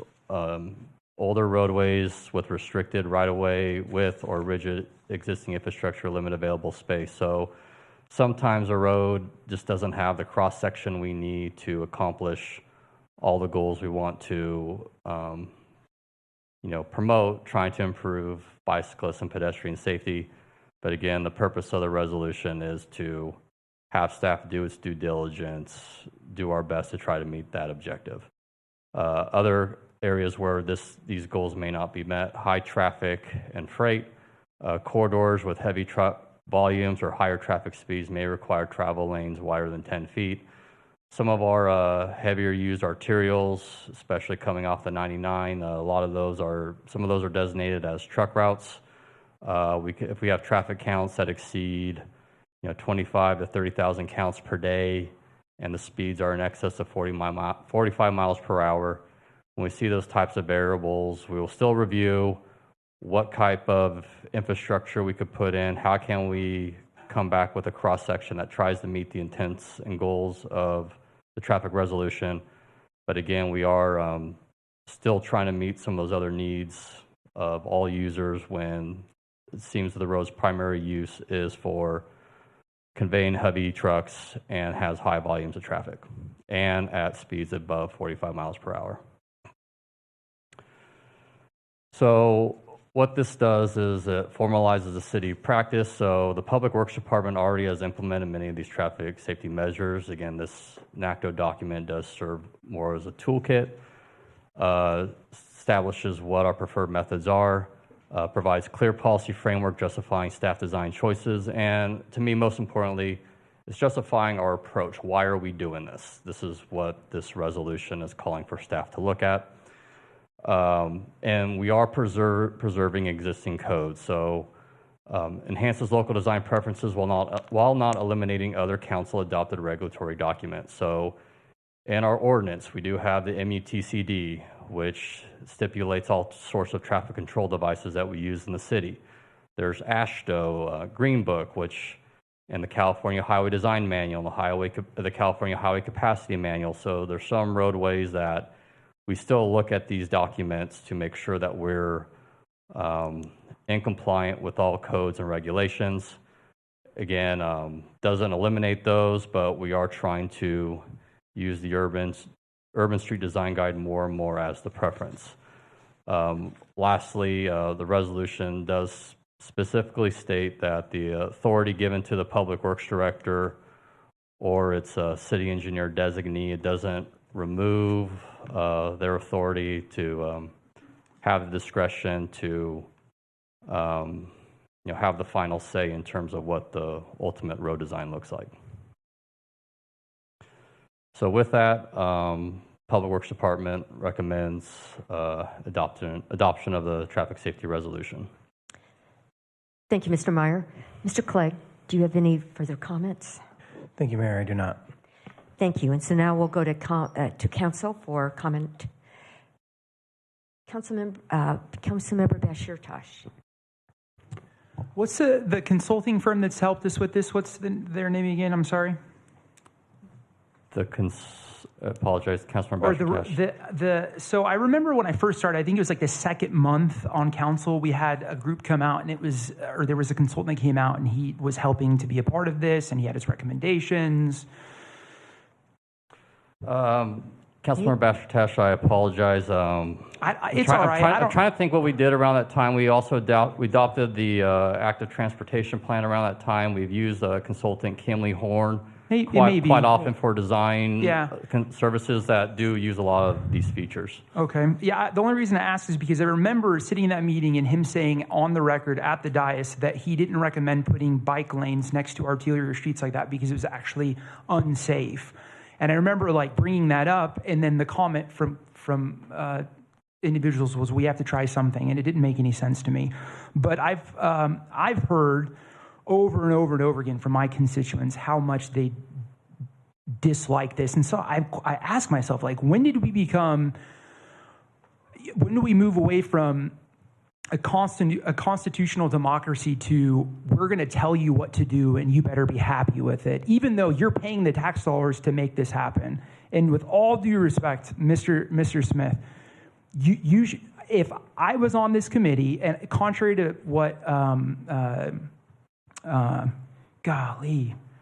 Terry Maxwell said about me being on there, if I worked tirelessly on there and said, we got to make all of the cities Autobahn level because it's better for cars, and I had my own team talking about research and how it could be, and then I came here, people would be like, you're the car guy. Why would you have anything to do with this? Of course you're going to make it about cars. And so the right thing to do would be, you know what do the people want? And then do that. And I understand that, it's a nonprofit, but at the end of the day, the people don't want it. The people that are in your bike club want it, and it's not fair to the rest of the taxpayers to narrow the lanes up, to make it unsafer. We need better enforcement. We need stronger enforcement by our officers to crack down on speeding and people not paying attention and being on their cell phones. That's the reality. That's what's going to actually help. But we can't get our PD to do that because they're too busy spending all of their time rounding up homeless people in camps for people that are destroying businesses, which is stunting economic development and growth in our community.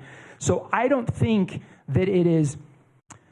it's fair to our community to make a decision on something that you're incredibly passionate about and something that will potentially affect financially an organization that you belong to, even though you get sell products and you interact with people. This is going to potentially make that grow. If I turn everything into the Autobahn and I bought a exotic car dealership, of course my dealership is going to blow up because we sell the cars that go on the Autobahn together. That would be a conflict of interest. I would never ever expect to do that. That's so un-American. I can't. Every week I get someone that hates the green lines, that hates the narrowing of the roads, and their comments are all the same. We need more enforcement. We don't need to just control people like this. And so I see the heart behind this is trying to create some cohesive and some safety and all that stuff, but at its core, you're not listening to the people that voted. We're not doing what the people want. This is America. We have to listen to our constituents, that's just. That's the reality. I don't understand. So I don't support this. I would make a motion of going against this based on all of the probably thousands of emails I've gotten since I've gotten. I think it's the most emailed issue I've gotten and not harassed, but just targeted by the community. We need to fix this. And so I have to do what I was elected to do, and that is to not adopt this resolution. It's to push this resolution as far away from Bakersfield as possible. And I will conclude. Thank you, Councilmember Bashir Tosh. Councilmember Smith. Thank you. I appreciate that. So you're not going to vote because you sell cars? Because the people don't like it or want it. I'm sorry. And I believe in doing what's right by the people. So what's right by the people, I've gotten more, ever since I got on the council, people wanted safer streets. People drive too damn fast. we have more people killed violently on our streets than we do with homicides. This is not about bicycles versus cars. This is about safer streets for everybody. The studies show that narrower lanes slow traffic and are therefore safer. Speed kills. Doesn't matter whether you put in bike lanes or not. If you have narrower lanes without bike lanes, it's safer for the people in cars. Every year we have 20, 30, 40 people, no bicycles, no pedestrians, just cars, just dying in cars. And so we need to do what we can to slow those people. And it's not about enforcement, it's about environmental design.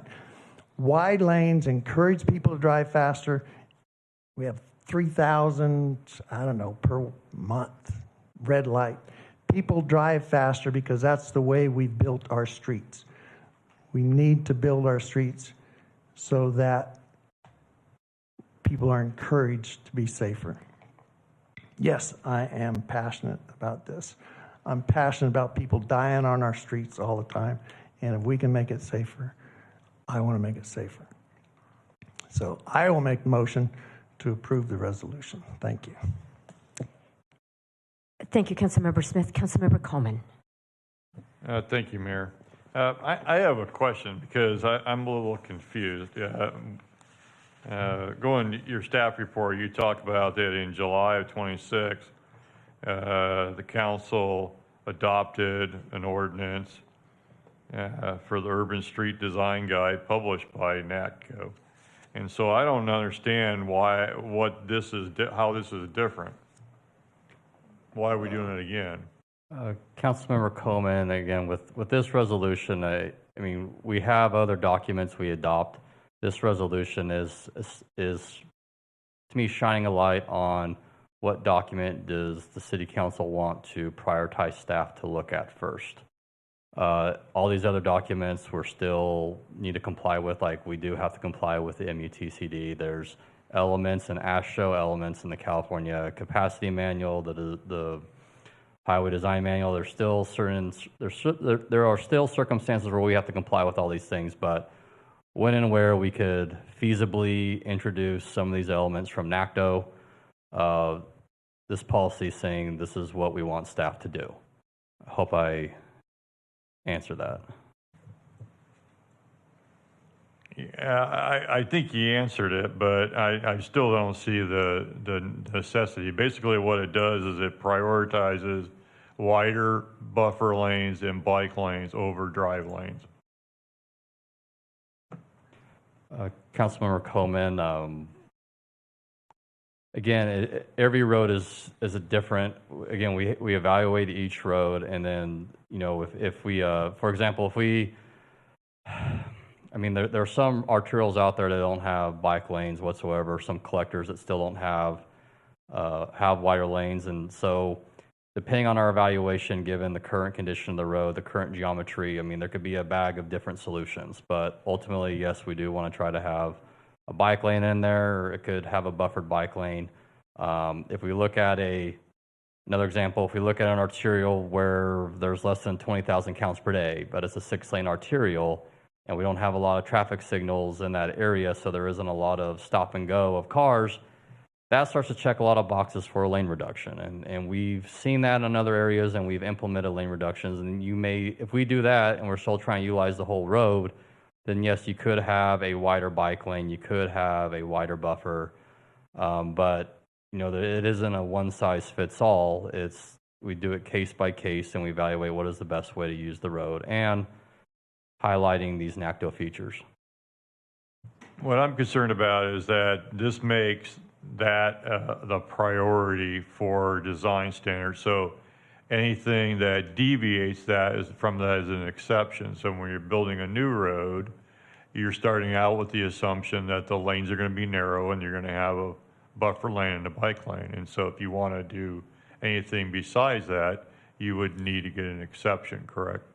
It depends on the type of road, but yes, if there's some roads that some of the other manuals we have to comply with, there is a process where we could go through a design exception process. But again, it's a case-by-case basis to see if it's warranted or can we do it. But that's the objective is we're always going to try our best to do it. But there's going to be instances where we may not be able to hit all the goals that we're trying to set out to do. Yeah, and I'm not opposed to bicycle safety or the complete streets, but I'm kind of hesitant to adopt another policy. It's like all the time we're developing policies and laws. I'm just a little concerned that it's going to affect future council's flexibility in road design. So I'm going to oppose this measure.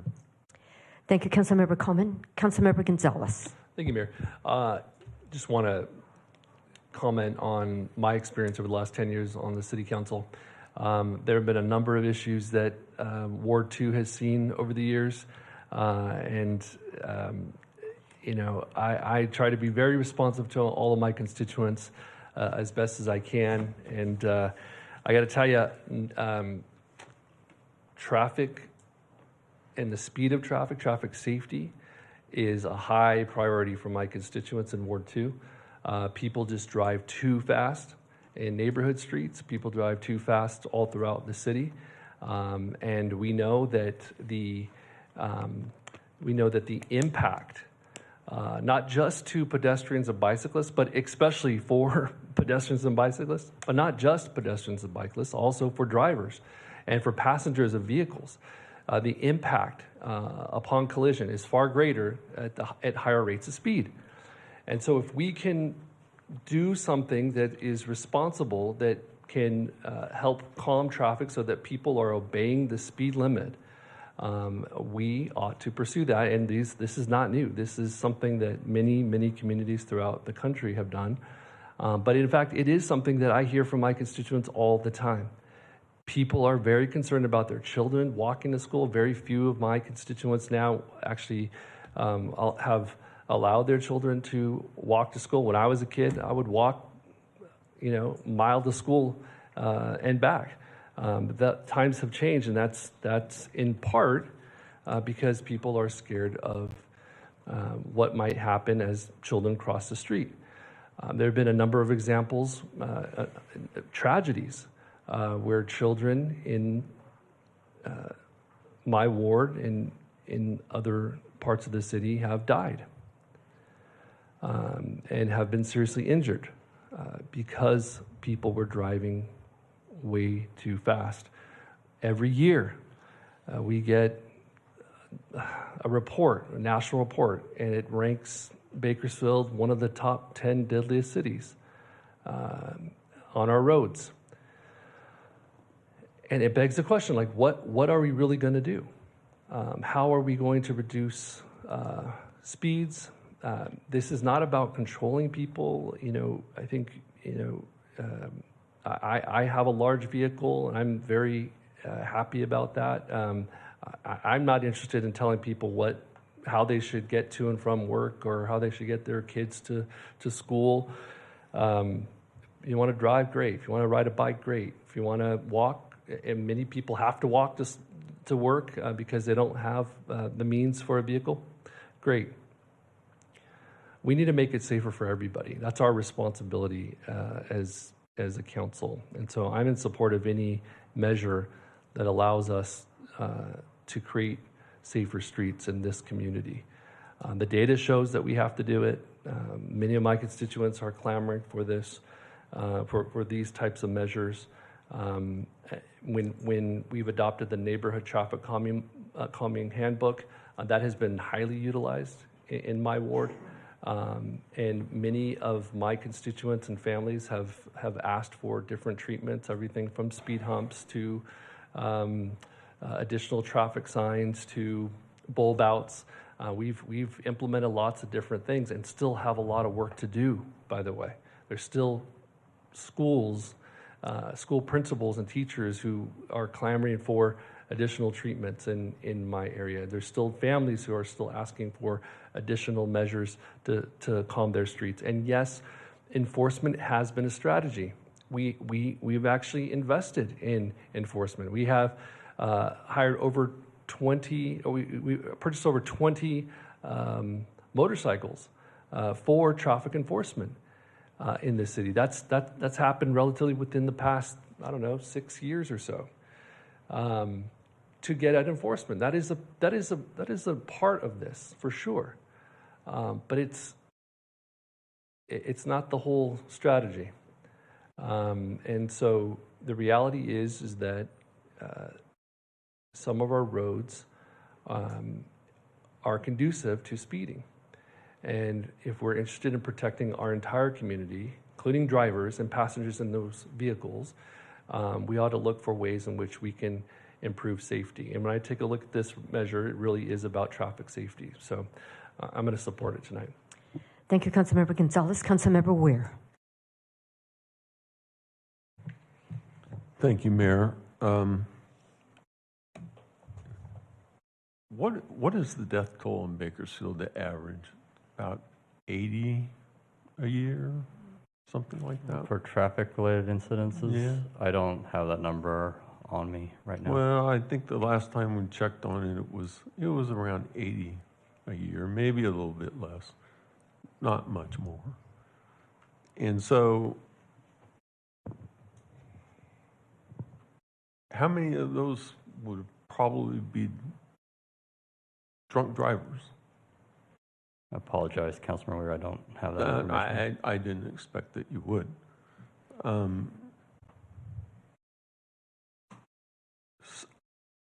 Taking 50 or 60,000 cars and forcing them to go through smaller spaces, how does that, it doesn't make any sense. There's no rhyme or reason for it. There's not a big death toll. I don't think that this is really an emergency that we need to take care of. We've taken all the remedies that we can find that we can do, but I don't think that Bob Smith should tell everybody in this town how they're going to drive and how it's going to be less traffic deaths. And it doesn't make any sense. So I think this is a fairy tale. It's a dream, but it's not my dream. It's not my fairy tale. I don't like it. It's ridiculous, and the people in the city of Bakersfield should not be subjected to such garbage. Thank you. Thank you, Councilmember Weir. Vice Mayor.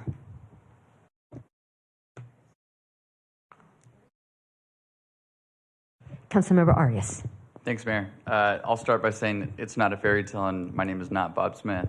But I am really grateful for the work that we've done over the past couple of years. And to respond to the question,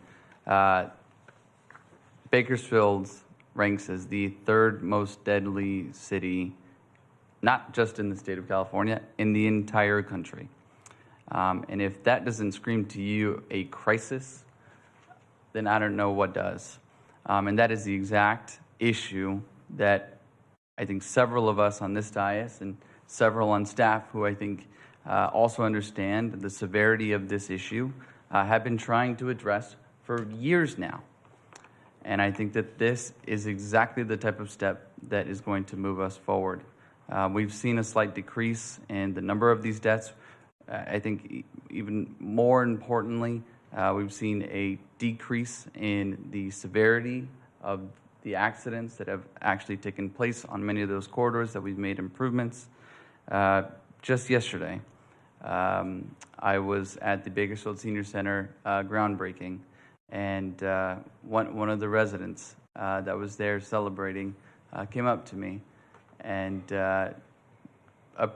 she just gave me a big hug for an improvement that we made on Laurel Drive almost 2.5 years ago.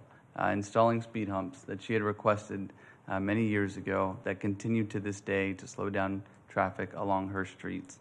And she continues to be grateful, knowing that her street is just a little bit safer. But I want to address the argument that we should really be doing things based on whether or not people like them. I just want to give a couple of examples. If we were to follow that logic, just a couple of years ago, we had a once-in-a-lifetime pandemic, and we were asked by our government to wear masks. Did we like to wear the masks? No. Did I like to wear a mask? No. But we did it to protect others in our community and to protect the public good. When we face a drought, thank goodness we don't have one currently, but when we face a drought, we ask our community, and in some cases we have to mandate our local community to reduce the amount of water that they use. Why? So that we can conserve and make sure that there's enough water that can go around in our community. Road construction. As soon as road construction starts, we get email after email, text after text, call after call from family members, residents, and constituents and the like, because they're frustrated because it is impacting their ability to get from A to B. But why do we do it? We do it because we need to improve the public infrastructure and the public roadway. Sewer rates we don't need to go into. We do it because we don't want our sewer to back up on us, and we don't want our system to fail. And if there's an opportunity for us to save lives in this community by making sure that the road widths and the lanes for auto traffic are just a little bit smaller, and traffic slows down just a little bit, and it takes you just a couple more minutes to get from point A to point B, and it helps us save a life, then I think it's a worthwhile investment. That is the reason why we continue to do the work that we do, and I certainly think that this is taking us taking another step in the right direction. So I'm looking forward to being able to approve tonight's item. Thank you. Thank you, Councilmember Arias. Vice Mayor. Thank you, Mayor, and thank you to my council colleagues for their feedback. Earlier there was a comment made that I have a liberal degree in city planning, and therefore I am for making multimodal transportation a reality and making our streets safer. And honestly, yeah, it is my degree in city planning that helps me understand why narrowing our roads makes streets safer. We literally study it. And it's, I can understand why in cities like Bakersfield that have been designed the same way, actually not the same way, because you can look across these 7 wards and see that streets look very different. If you are downtown, streets are more narrow. Cars were smaller back when those roads were made. And as cars got bigger, roads also were designed wider. And I've inherited a ward, a district that is a suburb of the city, but it is actively being developed. There is new housing constantly going up. And my motivation for making sure that our streets are safer are the same reasons that you would want your children to have streets that are safe and slow. And that's true, I think, for a lot of us who live in this community, but it's also because when we think forward, we hope that we have a city that is being planned not just for today, but also for tomorrow. And as I see, even in the course of the last 4 years, where my ward is now being developed, new neighborhoods are coming up, new schools are opening up, as a city planner, as somebody who has studied this, but also in conversation with our city administrators, our city staff, we are learning from what has worked in the city of Bakersfield in the past and what hasn't worked. And unfortunately, there have been really tragic accidents in my district where a child has lost their lives, where children have been hit by cars, and you can't really blame the child in that situation. They're walking home from school, and Some situations there's been a cross guard. They've been with their parents. The family and the school has insured everything, but the fault is actually just in the way that the street was designed. And while in the past, strategies like stop signs or children at play, those kinds of tactics worked in the past, new data and new research shows that narrowing roads is what forces us to pay attention. It's why when we're on a one-way road, we're paying attention to make sure, one, we're not driving the wrong way, we're not encountering somebody, but also if your road is narrower, if there's sidewalks, even if there's a bike lane, if there's trees, and then there's signs, you're paying attention to the roadway. And we all drive cars, and I'm not explaining something that you're not aware of, but if the road is wide and doesn't have anything to block your way, you're going to speed through it. And that's why within the city of Bakersfield, we've had such issues with racing, and that continues to happen in Southwest Bakersfield and South Bakersfield. So it is our responsibility as those who are the stewards of the city, as the city council. I believe that it is my responsibility to make sure that we are using every tool available to us to make sure that our streets are safe, because the liability does come on us.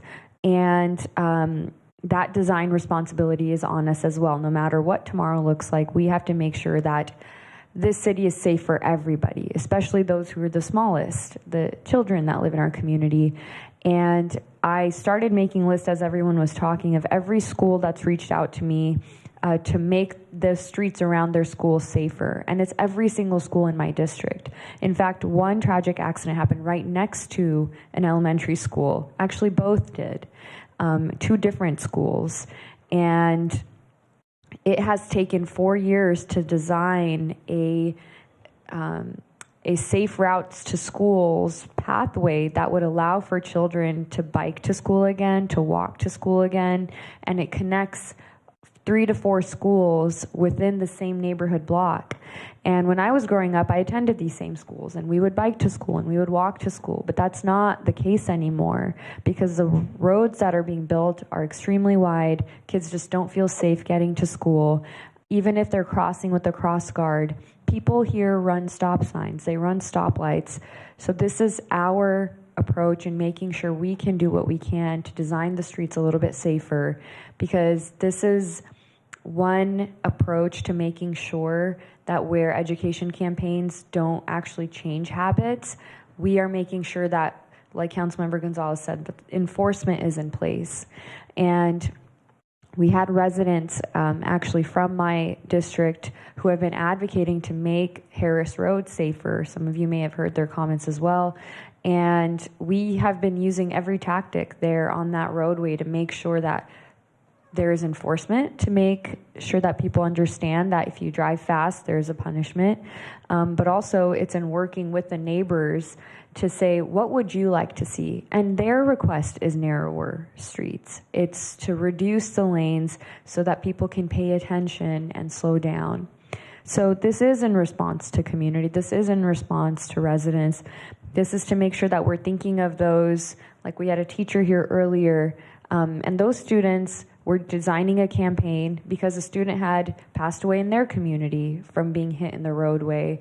And it is really unfortunate that people are not thinking about those who are the most vulnerable on our streets and in our roadways. But that's our reality today, and we have to be responsive and we have to be proactive. And it comes from designing our roads differently. But this is backed by the latest data that's available to us. So this is something I care deeply about, to making sure whoever is on, if you're in a wheelchair, if you're on a bike, if you're on your 2 feet, if you're also in a car, you deserve to feel safe traveling. And that's what being truly multimodal is, that no matter what your mode of transportation is, that you feel safe and someone is thinking about you as these roadways are being designed. So the examples are plenty, and I just as Councilmember Arias was saying, even this week I've received requests from neighborhoods that have requested speed humps. This is the majority, I would say, that I've received is to make sure that schools, neighbors, everyday citizens are asking for their streets to feel safe. In city planning, we often reference like when a community is trying something new for the first time, to think about the cities that you enjoy visiting, and is it safe to bike there? Is it safe to walk there? Do you bike and walk out there? And would you want to also be able to have the opportunity to do that here? And we're working on that in a meaningful way, whether it's making sure that we can cool our city down, planting trees, making sure that we're slowing down in our streetways. And while we can't prevent people, in being the third most dangerous city in the country, there's not behavioral changes that we can make immediately with people. What we will do in taking accountability and putting the onus on ourselves is to design the roadways that make sure everybody feels safe in them. So I want to thank staff. I know this was a long time coming and a lot of advocacy, so I want to thank staff for making this a reality and working with our traffic engineers and bringing them along. And in planning, the planners and the traffic engineers don't always see eye to eye, so I appreciate that we were able to reach that today, and appreciate the work, and I'm looking forward to everyone feeling safer in the streets of Bakersfield. Thank you, Vice Mayor. Councilmember Bashir Tosh. I don't want this to get painted out of context and be used in a malicious way. I want our neighborhoods safe. I want the school zones to be safe. What I'm talking about, what we're talking about here is narrowing. First off, we're making a decision without data in front of us. Has the narrowing of Buena Vista made Buena Vista safer? We don't know any of that. We're just going to make a super ambiguous whole thing. But people are speeding in front of elementary schools. Throw some speed humps down. That's enforcement. You're going to break your car. That's a consequence of your bad actions. People don't listen to posted rules or lanes. When someone's driving 80 miles an hour down the street and they smash into someone, it doesn't matter if there's 0 lanes. People do that. It's awful. They gotta get ticketed. They gotta lose their license. When we see street racers, we gotta smash their cars. I mean, we gotta be tough on crime. It makes the crime go away. History has taught us that. If we just continue to allow people to drive distracted on their phones and not hold them accountable, give them citations that make them think twice before they pick up their phone, it's crazy. But I'll be honest with you. As a parent with 3 kids, my kids don't walk to school because I'm scared of them getting hit. My kids don't walk to school because I'm scared of some crazy, deranged homeless person taking or exposing himself to my child, which happens way more often in this community than car accidents do with kids. If we had the actual data in front of us about when these people are getting hit, these pedestrians are getting hit, if it's 2 a.m. and they're drunk walking across the street when they shouldn't be, if they're speeding going 80 miles an hour, if there's alcohol involved in it, I believe in these targeted areas where there's habitual issues, and we need to get tough on those areas, but making this blanket thing where every arterial design from going forth needs to go contrary to what the consultant said 2 years ago, which is putting bike lanes with those buffer zones on major arterials is actually unsafer. That was his mouth. The consultant the city hired. It's on the record. We can all find that and go back and look at it and say, hey, maybe he's onto something. Maybe we target specific areas, we change our plan. But just this blanket resolution that's going to get us into a world of liability because someone is going to hit somebody at some point in time. When I lived in LA for 5 years, I got rear-ended 3 times. The speed limit was 25 miles an hour. I understand that speed keeps people from dying, and that could be a thing. But in all of my life in Bakersfield, 1 time. 1 versus 3. Those distractions, you got to hold people accountable when they break the law. You just put a bunch of rules out there and expect people that are criminals to follow them. They're not going to follow them. That's why they're criminals in the first place. So I'm all about the public safety. I just think it can be done right, and we're making a decision without the data in front of us. What actually happened? When were those times? Who are the people on the bikes? I mean, what the accidents, looking at those things. Cars are getting more and more intelligent. They don't want to get in accidents. They stop all of the time. They keep themselves from getting, but there's still a lot of old cars on the road with people who don't use their Bluetooth like they're supposed to. And they're just, it's horrible. I hate to see, I don't want to see any more just nonsense death wasted because people don't pay attention. They don't have enough self-respect for the community around them. But that's not what this is. This is so much more than that. And I don't think this is the best of both worlds. I think this is just super one-sided, and it doesn't fit what our community is asking for. Thank you, Councilmember Bashir Tosh. Councilmember Smith. Thank you, Mayor. The data is there. National studies show narrower lanes are safer. Narrow lanes slow traffic. Speed humps and narrow lanes are both environmental design. It slows people down because of the environmental design. Having more enforcement has shown not to work. What needs to be done is for the streets to be designed safer.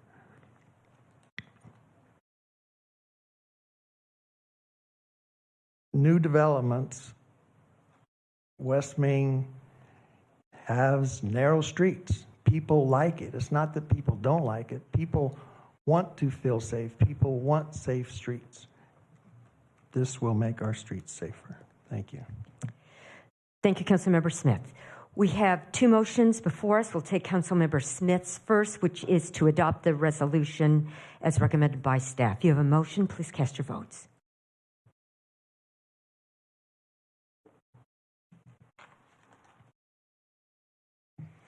Motion is approved with Council Members Weir, Coman, and Bashir Tash voting no. Thank you. Next item, please.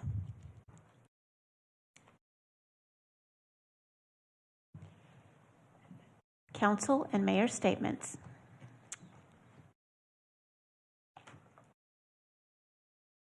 Councilmember Coleman. Thank you, Mayor. Does the clerk have a couple of pictures for me there?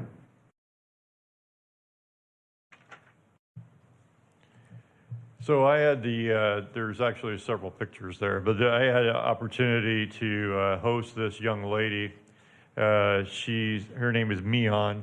She's from Wakayama, Japan, as part of the Sister City program. This is all of them at the fire department. They got their tour there.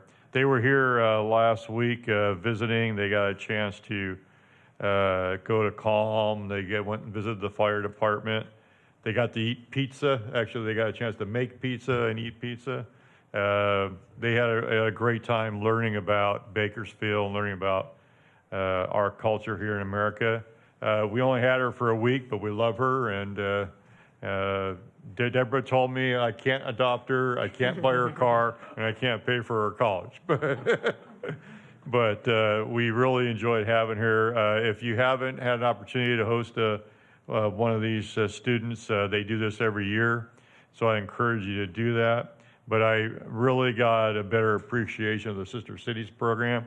I had the opportunity to go to International Park and see that, and that started back when I was on the redevelopment days, and I don't think I was ever there. And so that's an awesome place. We have represented landscapes for Japan, China, Korea, India, Mexico. It's just a great place. And so I got a lot out of this experience, spending time with about 20 kids from Japan. I actually went with them one of those days, went to all the things they did, and it was just a great experience. So I just wanted to share that with everybody, kind of an upper note, a better note after our night tonight. So thank you very much. Thank you, Councilmember Coleman, for serving as a host family, and all of you are welcome in the future to do that. Councilmember Gonzalez. Thank you, Mayor. Someone made a comment tonight about downtown Bakersfield, about some of the issues. I wanted to just push back on that comment just a little bit, because downtown's better than ever. We have more restaurants, more amenities, more things happening in downtown. And if anyone has a question about the state of downtown, visit MOO. visit Central Cali Brewing, visit Tiki Co., visit downtown 18th Street and 19th Street on a Saturday night or Friday night. You will see hundreds and hundreds of people in downtown Bakersfield enjoying it. It is unlike anything ever before, at least in my time as an adult in Bakersfield. And I'm so proud of all the work that the business owners, property owners, and community members have done. And what's really indicative of the uptick in business in downtown Bakersfield is the parking, the scarcity of parking, how hard it is to find a parking spot. It's a good problem to have, but it is a problem. And one of the issues, I think, internally within the city is Public Works currently has a policy that they will not add additional diagonal parking on a block unless it is proven to generate a net gain of 4 additional parking spots. I think that is misguided. I think the standard should be if there is 1 additional parking spot that we ought to include diagonal parking in downtown Bakersfield. We need more parking in downtown Bakersfield. We all know that. And if we add 1 additional spot in 20 different blocks, it's 20 additional parking spots. And I forget how much, somebody might want to help me, but to build a parking structure, the price per spot is at least $50,000 per space. And so there's certainly a benefit to adding additional diagonal parking on the street. And I'd like to make a referral tonight that we update that policy. Thanks. Thank you, Councilmember Gonzalez. Councilmember Bashir Tosh. Yeah, I just have a quick referral that that staff cease to work on any Sanctuary City or Truth Act meeting from this moment forward. Thank you, Councilmember Bashir Tosh. Councilmember Arias. Thank you, Mayor. I have been working with staff and want to thank them for helping me navigate the large, actually massive legal dumping situation on plans in MLK Boulevard. And as we've been doing that work, actually discovered an opportunity for the city to potentially, make it cheaper for us to build housing.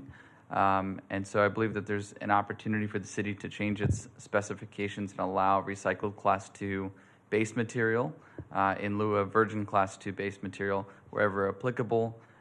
I barely understood that. I needed it to be explained to me multiple times, but ultimately could potentially save us hundreds of thousands of dollars by changing the type of material that's used on some of our developments. And secondly, so I would like to make that referral that staff look into that. Secondly, I would like to ask that at the next city council meeting that we agendize an item to look into allocating some of our contingency funding that has been set aside in this current fiscal year to address and abate all of the illegal dumping that has accumulated on that very property there at Plans and just behind Hale Street. And those are my referrals. Thank you. Thank you, Councilmember Arias. I don't see any other requests to speak. To all the students who are going back to school, we wish you a wonderful school year. Thank you all, and we stand adjourned at 9:56.